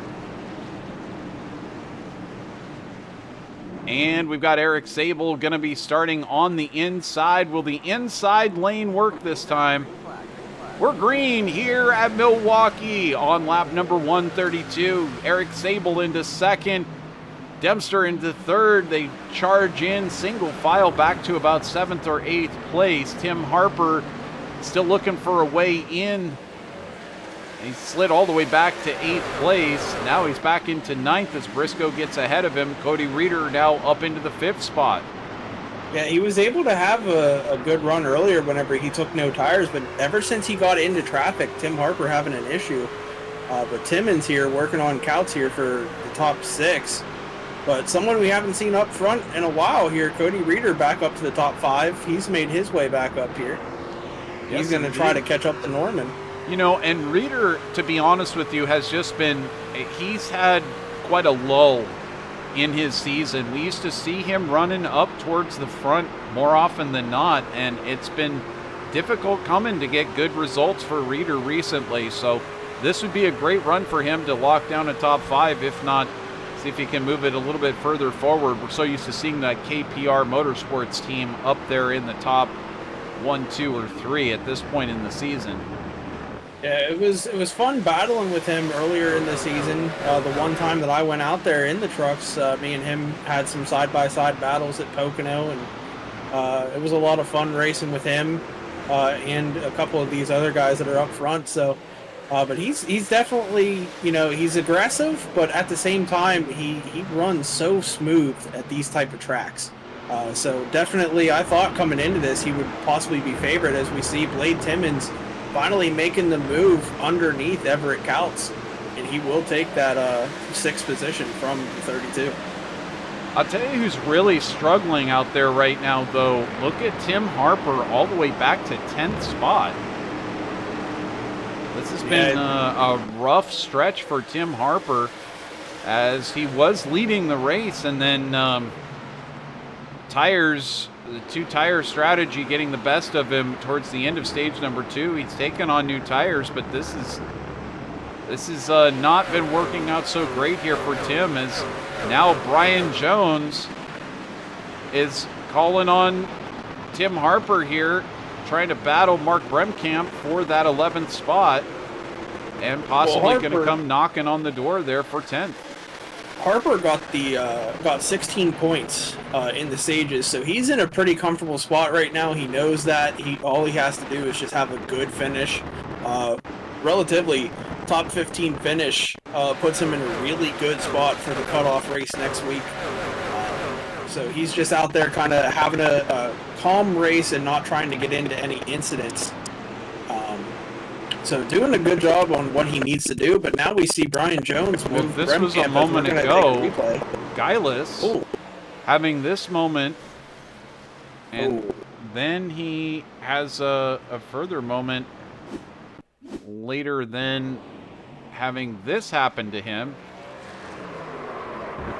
So I think he was slowing down to get into the pits, possibly. And he does. And then went around. He does, in fact, decide to bring it into the pits at that stage. Back up front, though, Conover in control with Sable in 2nd, Dempster in 3rd, Norman in 4th, Cody Reeder in that 5th spot. And we might have Reeder making a move on Ronnie Norman here before very long. Yeah, Norman's going to have to do everything he can to keep Reeder behind him, because Reeder, you know, if he wins, that puts Sable in a worse position than what he would be if you know, Reeder doesn't win. Sable currently ahead of Reeder in the points, so that would move Sable down a spot. So Ronnie going to try everything he can. Never mind, Reeder's just going to pull low and take the spot here. Reeder's going to put the nose on him, and Ronnie really no choice. He would love to defend, but Reeder really drives it up the track on exit, takes that position, no problem whatsoever. So move Reeder up into 4th now. Michael Heimer says BS is starting to come back. Indeed, there's Torrance Shirts back in 7th position. Shirts is trying to get back into the top 5. And he's got his own energy drink on board, Monster Energy. Starting to get with it here for Torrance Shirts at BS. And potentially going to be able to claw in Blade Timmons here just up in front.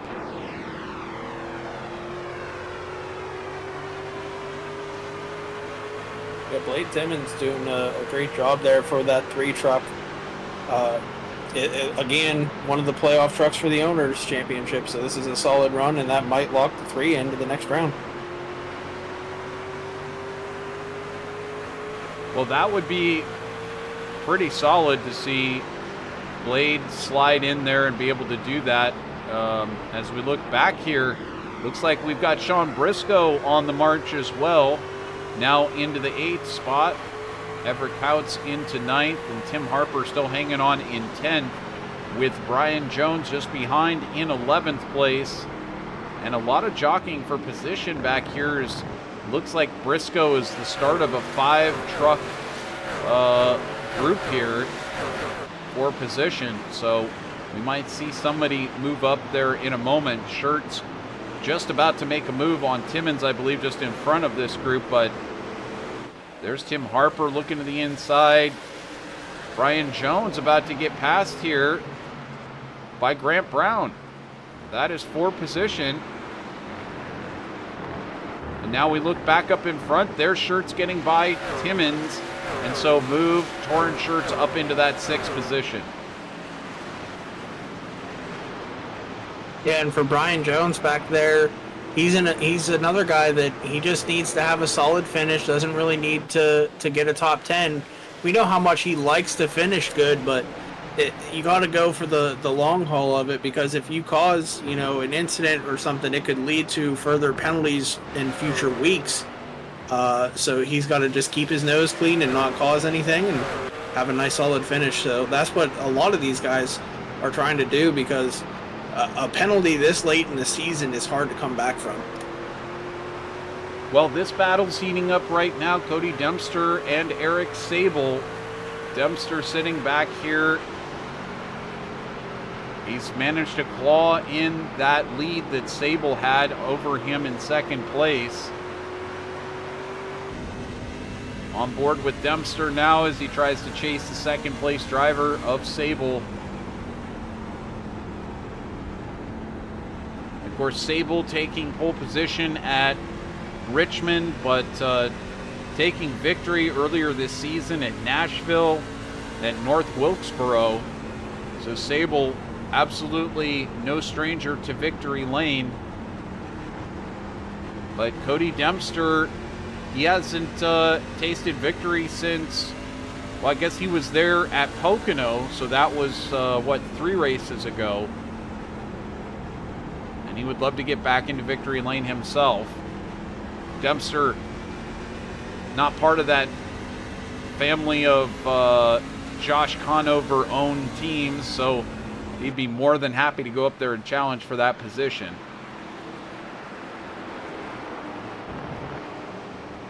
Yeah, and that 48 truck, it's not in the Owners' Championship either. Was too far outside of the top 30 to be able to be locked into the championship playoffs. So he's just out there for trying to get, up to the top 10 in owners points for a good pick for next year for sponsors and numbers, which is something cool that this league does. Absolutely. And as we take a look back now, there are a lot of trucks in very close range of one another. This is not broken wide open by any stretch of the imagination. Ronnie Norman about a half a second lead over Torrance Shirts, and then you've got Blade Timmons just behind him. You've got Sean Briscoe not far back from him. Here comes Grant Brown, going to make a move potentially on Sean Briscoe. That's for 8th place. Brian Jones is now cracked into the top 10 as he's finally gotten around Timmy Harper. So Jones now going to have to get around Grant Brown, who is now struggling with Sean Briscoe up in front. But Jones still trying to get back up to the front, which is where he was earlier. We'll have to see whether or not he can do that with just 25 laps remaining here tonight, especially if it stays green. There goes Jones down on the low side on Briscoe, and he takes that position away. Briscoe, going from pole position now all the way back in 10th place just shows you how one lap speed does not make the race. And certainly, if we take a look at Josh Conover, he started 2nd here tonight, and I guess he had the one lap speed, and he was like, 4 1,000ths of a second off of Briscoe's time. Yeah. And he's had what it takes here tonight. And he says he only had the one, he just got this track this morning. He had the one practice race. But as I said before, this track isn't really that surprising. I mean, it's a bit foreign. If you've never driven this track before, it is a little tricky to find its nuances in both sides of the track, but it's not unlike other flat tracks that you would come across that are short tracks. So certainly somebody like Josh, once again, Josh races in real life. He's used to putting the power down on these flat tracks.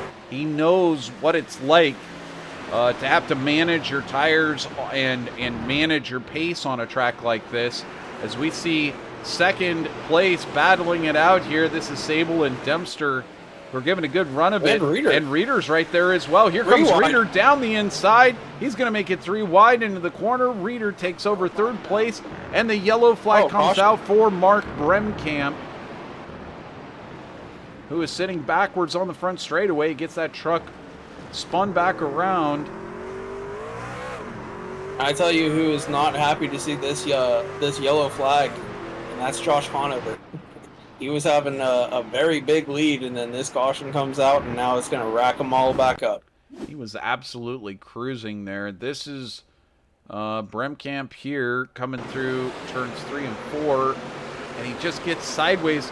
It's like Nick Geilis. It's like we saw Brian Jones do.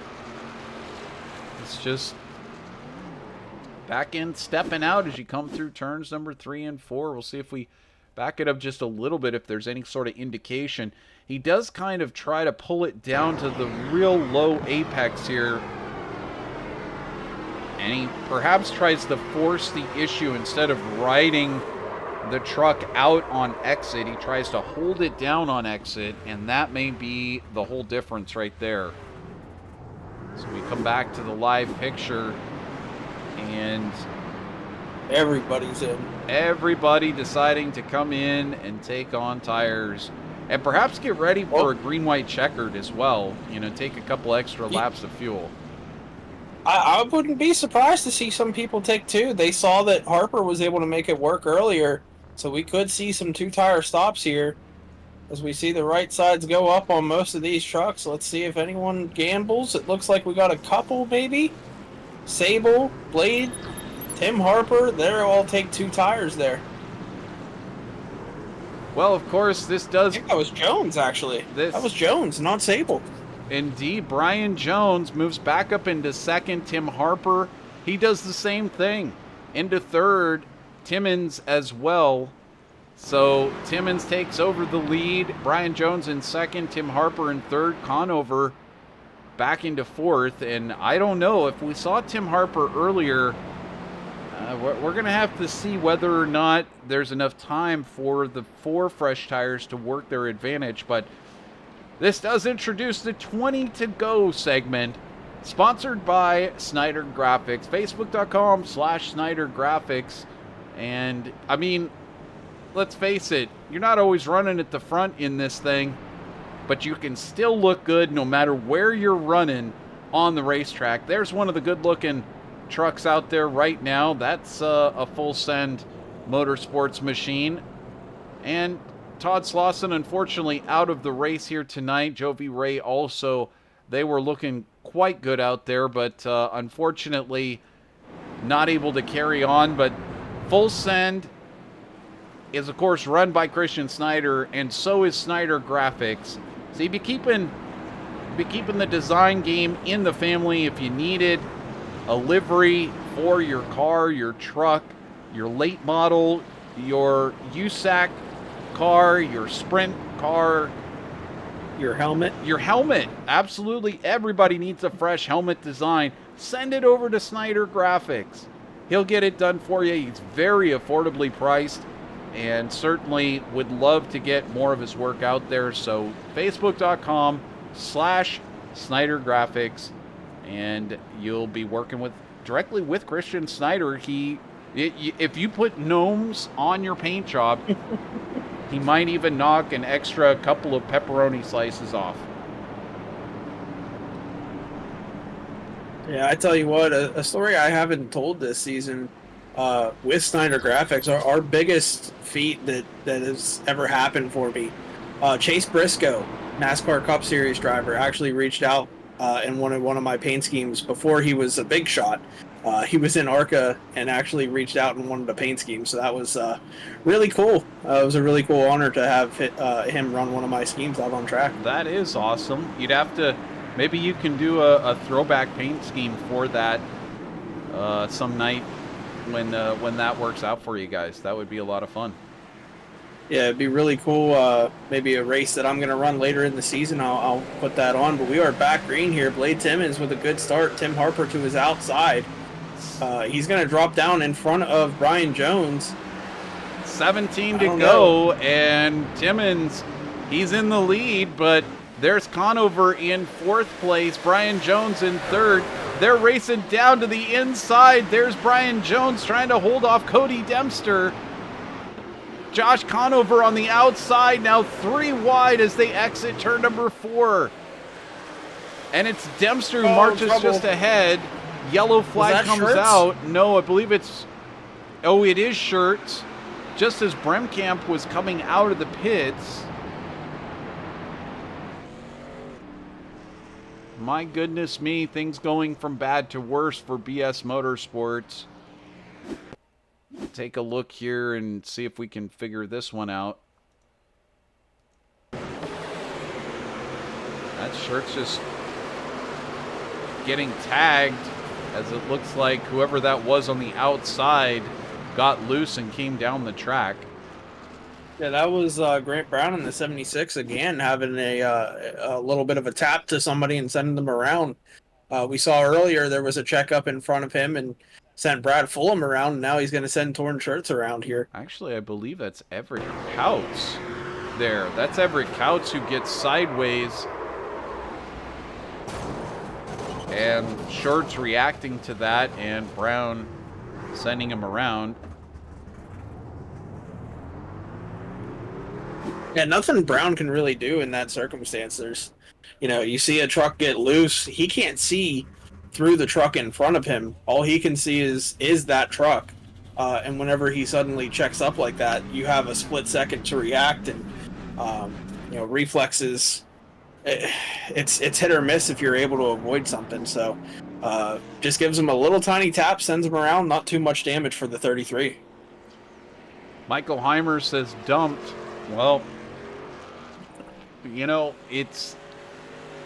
they still got some damage there on the left rear, and it's unfortunate as you try to avoid these incidents, and Grant Brown did do what he could try to avoid that incident, but there's just nowhere to go. Now the question is, 14 laps to go here, and I'm wondering if, as this shakes out here and everybody chooses their lanes, that's going to put Tim Harper onto the outside of the front and Cody Dempster down to the inside. Conover is going to have to restart on the outside as well. So this is a little tricky for Conover, as he's now going to have to start side by side with Dempster, and then he's got Jones just down to his inside. So Jones probably going to have the run on him coming into turn 1. We'll have to see how this works out for him. Not the type of advantage position that he would like coming into turn 1. And certainly, as you said, Christian, before we had our last caution, Conover was out front. He was just cruising. Now he's in 4th place, and he's got to earn this one. Quite a swing of events for Josh Conover. Yeah, and if we look back or remember back, the last restart there, Dempster was in Brian Jones's position and put Brian Jones 3 wide. So you got to wonder if Brian Jones has that in the memory bank from just a few minutes ago, and he's going to try to do that same exact move going into turn 1 and take Dempster 3 wide with Conover. Well, perhaps we'll position ourselves on board with Brian Jones for this restart, and let's see if we can tell what's going to happen here. He's going to be starting right next to Eric Sable for the JRC Sim team on the outside. As we come around turn 4 here, he's going to try to keep pace up with Cody Dempster just ahead. There's Josh Conover on the right side in the 17 Mountain Dew machine. It's green. Jones actually gets beat to the punch a little bit, but he keeps it in there. Josh Conover tries to stay to the outside, and he'll hold through the corner. But it does look like Dempster's going to slide into second and take that spot. Here we go down the backstretch. Sable underneath Brian Jones.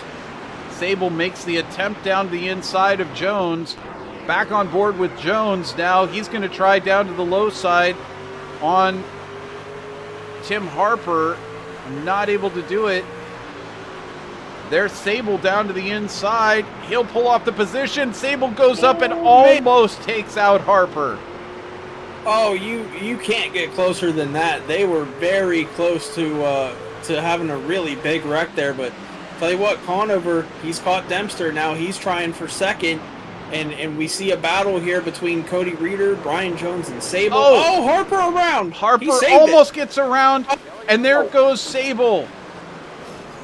And we got him still wrecking. And Jacob Vladelich, torn shirts in that one. Oh, man, I think Sable jumped high to avoid Harper, and Brian Jones gets into him here. We'll have to take a look at exactly what happened between those two.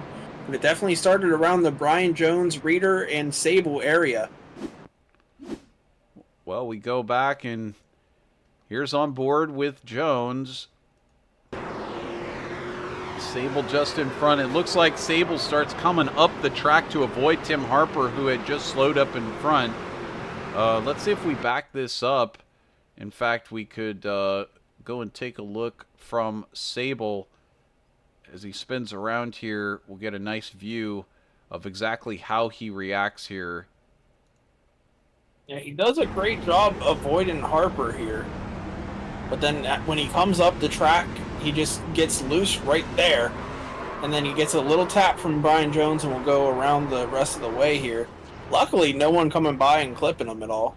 Well, and it's so funny how this track works out. You know, sometimes these trucks, sometimes the cars will be really sensitive on a particular corner. Sometimes they're, you know, they'll survive turn 2 just fine, but turn 4 will be the issue. And it's looking like turn 4 here at Milwaukee has just been a real issue. Let's see if we can back this up a little bit further and see what it looked like from on board with Jacob Vladelich, who's following Ronnie Norman through the corner. He sees some smoke, and he gets actually tagged from behind. Yeah, that's torn shirts in the 33 there, getting involved in that one. So 3 chase or playoff drivers involved in this one.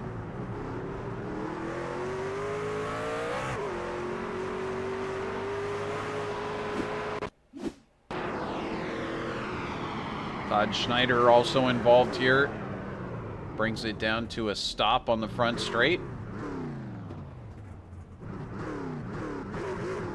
Gets it going again. Has a quick Lowenbrow and moves that truck forward once again. So, Christian, 8 laps to go here. Blade Timmons in the lead. Cody Dempster in second. Josh Conover in third. Brian Jones in fourth. I'm wondering how many times Conover's going to be able to pull that lucky horseshoe out and hold on to third and not give up that position to Jones. Harper has drifted back into 6th place. Cody Reeder now into 5th. I'm just wondering whether Timmons is going to be able to hold on and take victory here, or whether or not we're going to see Conover and Jones do something, you know, just to more or less just to keep each other at bay, to try to take that position and possibly keep the other one from getting up there and taking that win. Well, I think Josh Conover right now in the best position because Blade is his teammate, and they are in the same Discord channel, able to talk to each other. So Blade can easily tell Josh exactly when he's going to launch, and Josh is going to be able to have a better start than Cody Dempster, which Brian Jones will end up being slowed up by Dempster. So we'll have to see here as they're about to come into the restart zone. how good of a start can Josh Conover get, and can he win this thing after dominating most of the race? Well, Blade Timmons launches, and Josh Conover does too. He gets a great run down into turn number 1. Cody Dempster slots into third. We've got Harper involved in a big incident. And more several trucks involved here. A lot of this field is involved, including Harper, Walterman, Henning involved in this. Everett Couts, Cody Height involved.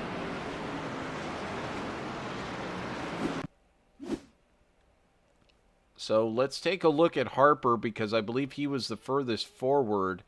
And we'll see if we can figure out exactly what went down here. There's Harper. He gets nudged from Briscoe into the corner. And that just sets off a huge chain of events. It almost looked like Harper got loose and comes down in front of Briscoe. Man. Bring it back and take a look from Briscoe's point of view.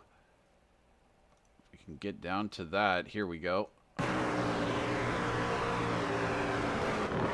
Yeah. Harper does. You can see, yeah, it just gets a little bit loose from underneath him. Briscoe gives him a little tap to finish him off there, and then the rest of the field collected behind it. My goodness. Ronnie Norman sneaks through it, though.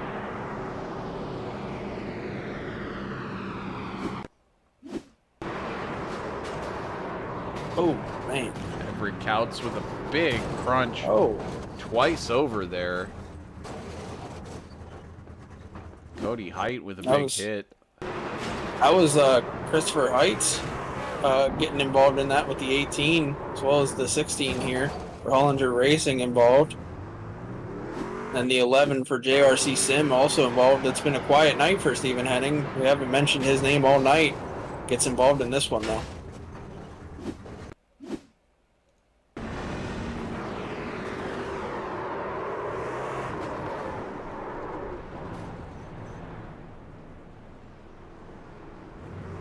Well, someone's packages are going to be late to their destination. And a little crunched. And a little crunched. You wonder how that happens, and that's exactly how it happens. So, we're ready for our green-white checkers, Christian. And it's the first one. Now, the rules are officially, you got to make it to the white flag before this one goes official. Otherwise, we re-rack them, and we do this all over again. Yeah, we're familiar with green-white checkers. We had 3 of them last night, so last night prepared us for this one, I think. I'm just saying, it's got the feeling like we could be in for another 3, but if we can do it in or one, 17. or anything is possible here on VirtualRacing.Network, the replay network, as we are unofficially known. Got a lot of the gnomes working overtime in our production booth. Always great. They queue up all these replays for us and give us the info that we need to present to you. So, you know, when we do win that Emmy finally, we should give a big shout out to all those gnomes. At least 20 of them working in our post-production trailer. Yeah, they all moved from operating the cameras into the production booth because we saw how that worked out. They were not very good with the cameras. Crashed a drone, multiple drones actually, at Charlotte. So, man, cost us quite a bit of money. It did. I'm feeling it. The air conditioner's not as cold anymore up here in the booth. We got to cut back somewhere, Christian. Well, here we go. Can we get it done? Green, white, checkered it is. Blaine Timmons steps on the loud pedal. His teammate, Josh Conover, on the outside. And is Timmons going to give the position to Conover? No, I don't think so. Here comes Cody Dempster down the inside. He's going to push on the back bumper of Timmons as they head down the backstretch. Yeah, I don't know if I like that decision by Conover. to take the outside instead of the inside, but now, a little bit of contact there from Dempster to Blade Timmons. Dempster pushing. He's going to try to get by into turn number 1. Oh, look at this. Cody Reeder, as we take the white flag, he's going to try to win and lock himself in if he can get up there. Oh, he gives a little tap to Timmons. He's going to save it, though. He's still trying to give him a little bit of a bumper. Reeder down the inside as they head into 3. He's going to try to take second position. Conover still in 4th. There's Jones, who's going to try to sneak through as well. Conover trying to sneak by, but it's Cody Dempster who takes the win. Blade Timmons to 2nd. Josh Conover in 3rd. Cody Reeder manages to get 4th and puts a small gap between Conover in 3rd and Jones in 5th. Briscoe back into 6th place. Ronnie Norman in 7th. Grant Brown in 8th. Eric Sable in 9th. And Jacob Gladelich. That is your top 10. My goodness me, what a run to a win for Cody Dempster for FAFO Motorsports. And he's going to celebrate on track. We're going to get the final results up here, and we'll be right back to go over those final results and talk to the top 3. Stay tuned. We'll be right back.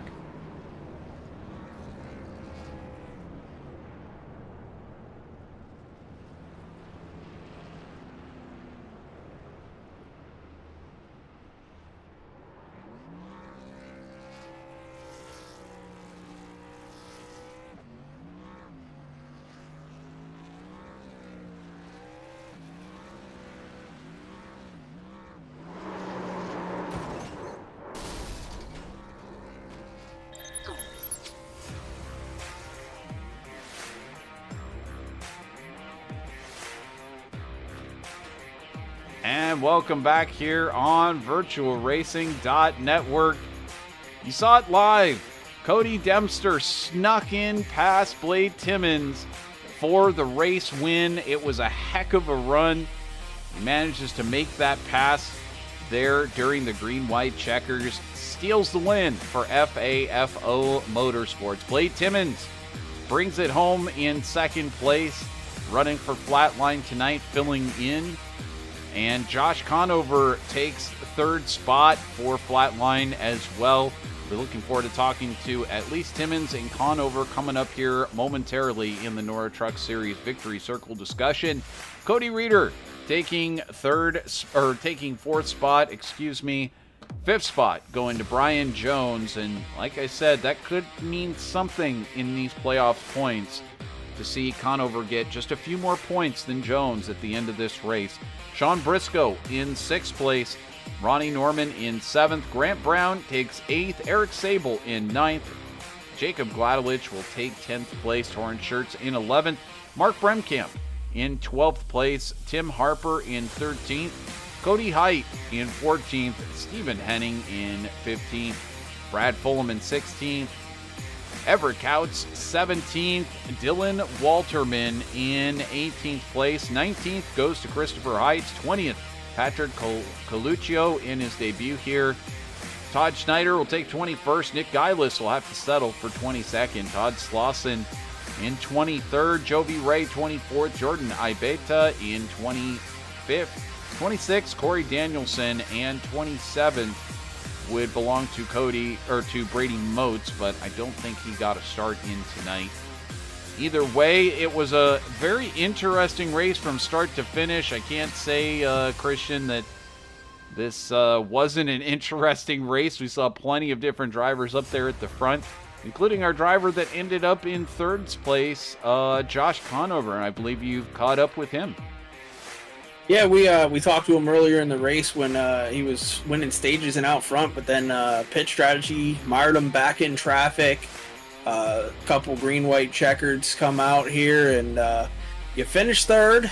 I know I told Trevor whenever you picked the top there, I said I didn't like that call. I think the possible move to win would have been taking the inside. So do you think that might be what you needed to better your position here tonight instead of finishing 3rd? Probably. I mean, hindsight.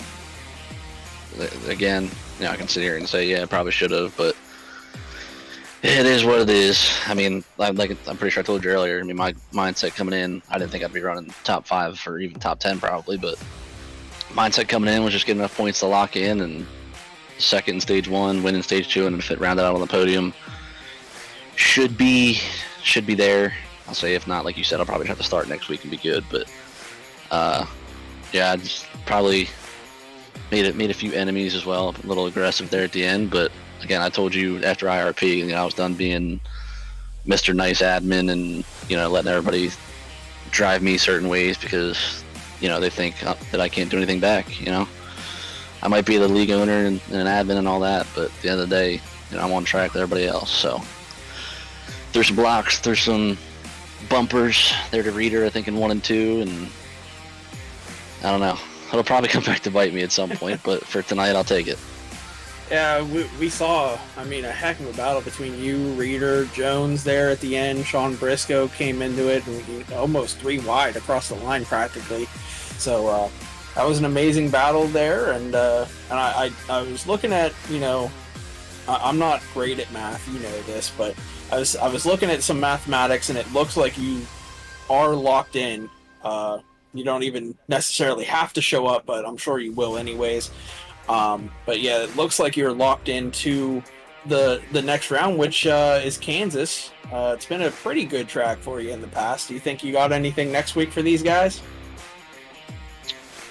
I don't know. That's kind of, again, why I wanted to, get locked in. So now come Kansas, I'm not really, biting nails or stressing too bad about, point racing. Because coming in, Brian was 53, Sable and I were 44 and 43. And I would imagine probably close to 5 or 6 guys would be locked in on points, especially, Nick had a bad run. I'll say Heights was 19th. And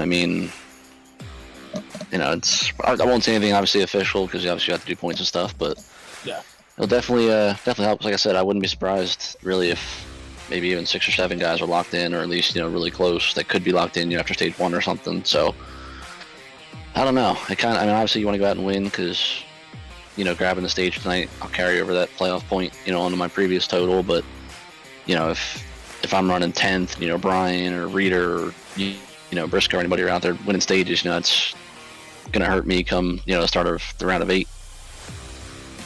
Yeah, and I mentioned it will be next week, but it's actually 2 weeks from now because next week is a holiday. But again, man, congrats on finishing 3rd, and being locked into the next round. It doesn't mean you can lay over, so hopefully we see you out there in the top 3 next week. But before we send you on your way, anyone you want to thank for this 3rd place here?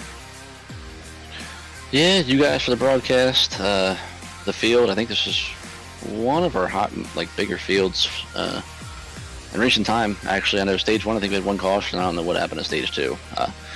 You've been there when I've done it before. I almost had one of my league owner snap moments, and I almost lost it, on him in the chat. But it seemed, to kind of clean up, and then we kind of hit a rough patch again, and then, just I guess you have that. It's kind of one line. You really couldn't get off that bottom lane, or it just wouldn't turn more than it already didn't want to. But like I said, for the most part, the field was pretty good. Everybody kind of ran for the most part, level heads, and hopefully put on a decent show. I know, like I said, I was surprised I had the pace I did, and wish I would have kept it green there. I think with 20 to go or whatever, and maybe stole 5 more playoff points. But Dempster winning isn't the worst thing, considering he's an owner's guy, and I was a top playoff guy. So I guess at the end of the night, it's not too bad.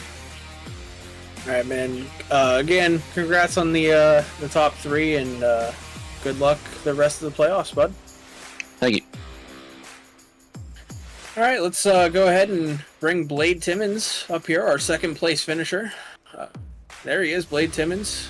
Trevor, you want to go ahead and grab him? Yeah, absolutely. Hey, Blade Timmons, what an amazing run to take 2nd place. We thought for a minute there that you were going to be taking the win. You got passed by Cody Dempster there under the green-white checker. Was it Was it like anything you could do to maybe keep him from getting past you, or was he just that good tonight that Cody was a force to be reckoned with? I mean, he was definitely fast all night. I probably didn't have the speed to stay in front of him, so going down in the corner, he laid the bumper and shoved me up, and that was all she wrote. And I just held on and tried to get back in it and make sure I can wrap the wound and stop it from bleeding.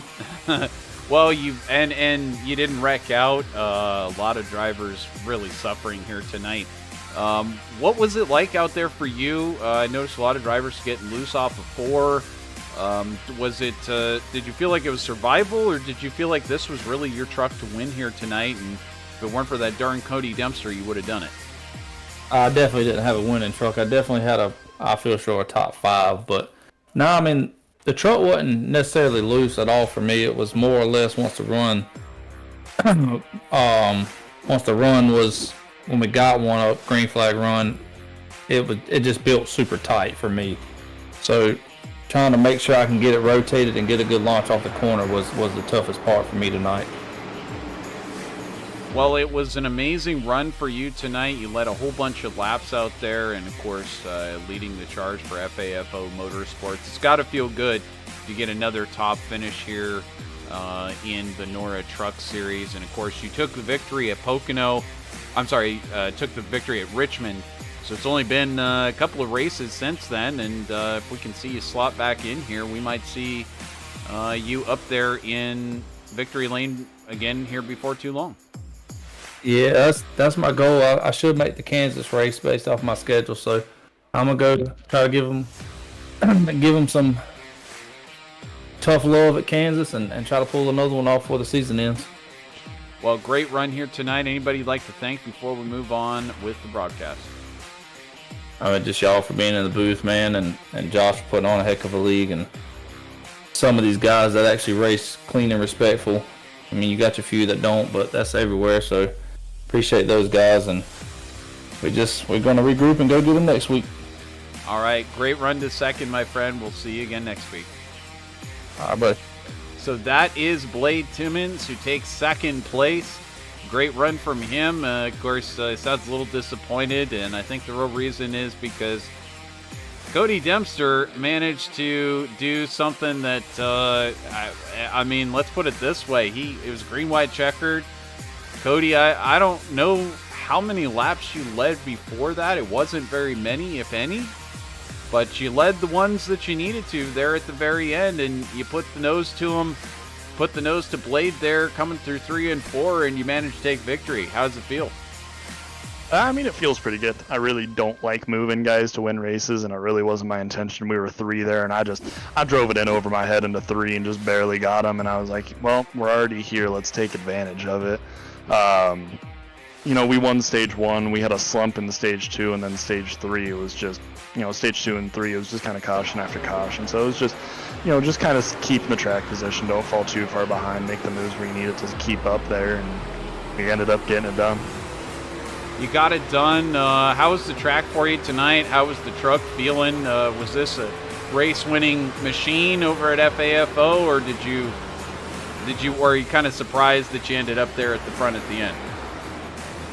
Milwaukee's one of my favorite tracks. I don't think this truck set that we were on, when we loaded it up in the shop, was great by any standards.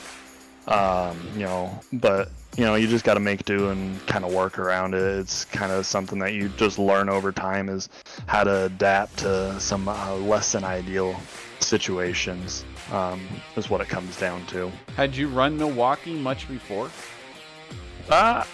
Never in person, but I've ran it a ton in the sim over the years. It's one of my favorite tracks. We run some other series that take super lates and late model stocks here and some other stuff, and it's always fun. It's more of a driver's track. You got to work the track. There's no one set way to do it, so you can work the car to work the track, and it's kind of that fine balance of working it all. I was trying to describe during the race that there are some similarities to other short tracks that are maybe flat tracks. Would you say that's a fair way to compare it if you've done some super late model racing or some other small short track racing. There's plenty of like low bank tracks out there that you might have a little bit of experience at. You could compare that with this track. Yeah, and it's not even necessarily, it does, flat track experience 100% comes into it, without a doubt. Mm-hmm. The other part that comes into it is not even just flat track, but, rough tracks, down on 1 and 2, it's, when you start getting in the middle corner, it's not a complete arc. That yellow line is not a perfect circle by any means. Mm-hmm. Down in 3 and 4, off of 4, there's a big old dip. So it's just, working the character to your advantage and, stuff like that. So it's not even necessarily flat track experience, but just rough track experience. Out west, we have a lot of, our winters are pretty harsh, especially here in Colorado. So, we get rough tracks out here, Arizona, places like that where, they're just rough and you got to work them to your advantage. Well, you managed to work it to your advantage very nicely out there at one of the famed historic tracks in the world, and congratulations taking victory here at Milwaukee. Cody, fantastic run. Who'd you like to thank for tonight's victory? I got to thank all the guys at the FAFO Motorsports. We only had 3 of us, and one of them was taking care of baby. Jordan just had his little one about a week and a half ago. Mine's 4 weeks old and probably passed out right about now, and the wife let me come and play with pixel cars for the night. And then you guys and Josh for putting this whole thing together and giving us a place to come run. Absolutely. Well, it's always our pleasure. You put on a heck of a show out there tonight, and we'll look forward to seeing you out there hopefully for the rest of the season. Yes, sir. That's going to run as much as I can here in the coming weeks. Well, that will be a lot of fun. Great run out there tonight, Cody. Good luck. Thank you. So that is Cody Dempster, who manages to take victory away. And Christian, this was a race that had everything. It did have its share of cautions, but at the end of the day, there was a lot of passing for a track that supposedly didn't have any passing. Your final thoughts before we close this one out here tonight? It was a great race, and the passing kind of did surprise me. These flat tracks typically it's really tough to pass, but these guys did a phenomenal job making some passes happen, and we saw some great battles tonight, and can't wait for Kansas to see what happens out there later on here. I think it's actually next month, 2 weeks away, for the final race of this round, and it's going to be interesting to see who can lock themselves in. Absolutely. That will be, of course, on September 11th, so you'll want to make sure that you tune in for that. In the meantime, our next broadcast here will be tomorrow night, of course, for the NORA Cup Series, as we head back to the high banks of Daytona and the draft battles that will ensue. You won't want to miss it. If you're not already a subscriber of VirtualRacing.Network, you're missing out. Make sure to hit the subscribe button and like this video if you don't mind. Helps to push it out there to more race fans, and we've been spreading like wildfire. It's been a great time with Christian Snyder. Myself, Trevor Greenfield, here at VirtualRacing.Network. We appreciate you tuning in with us and sticking around over in the YouTube chat room. We especially appreciate everybody who chats with us and is there every single night. Brady says definitely going to be an absolutely gnome-tastic race tomorrow night. Hope you all will tune into the world-class broadcast. We sure appreciate it, Brady. We'll see you there tomorrow night. We'll see all of y'all there tomorrow night. On behalf of Christian and Brady and Josh and everyone else here at NORA, we hope you have a wonderful good night, and we will see you tomorrow. Until then, bye-bye, everybody.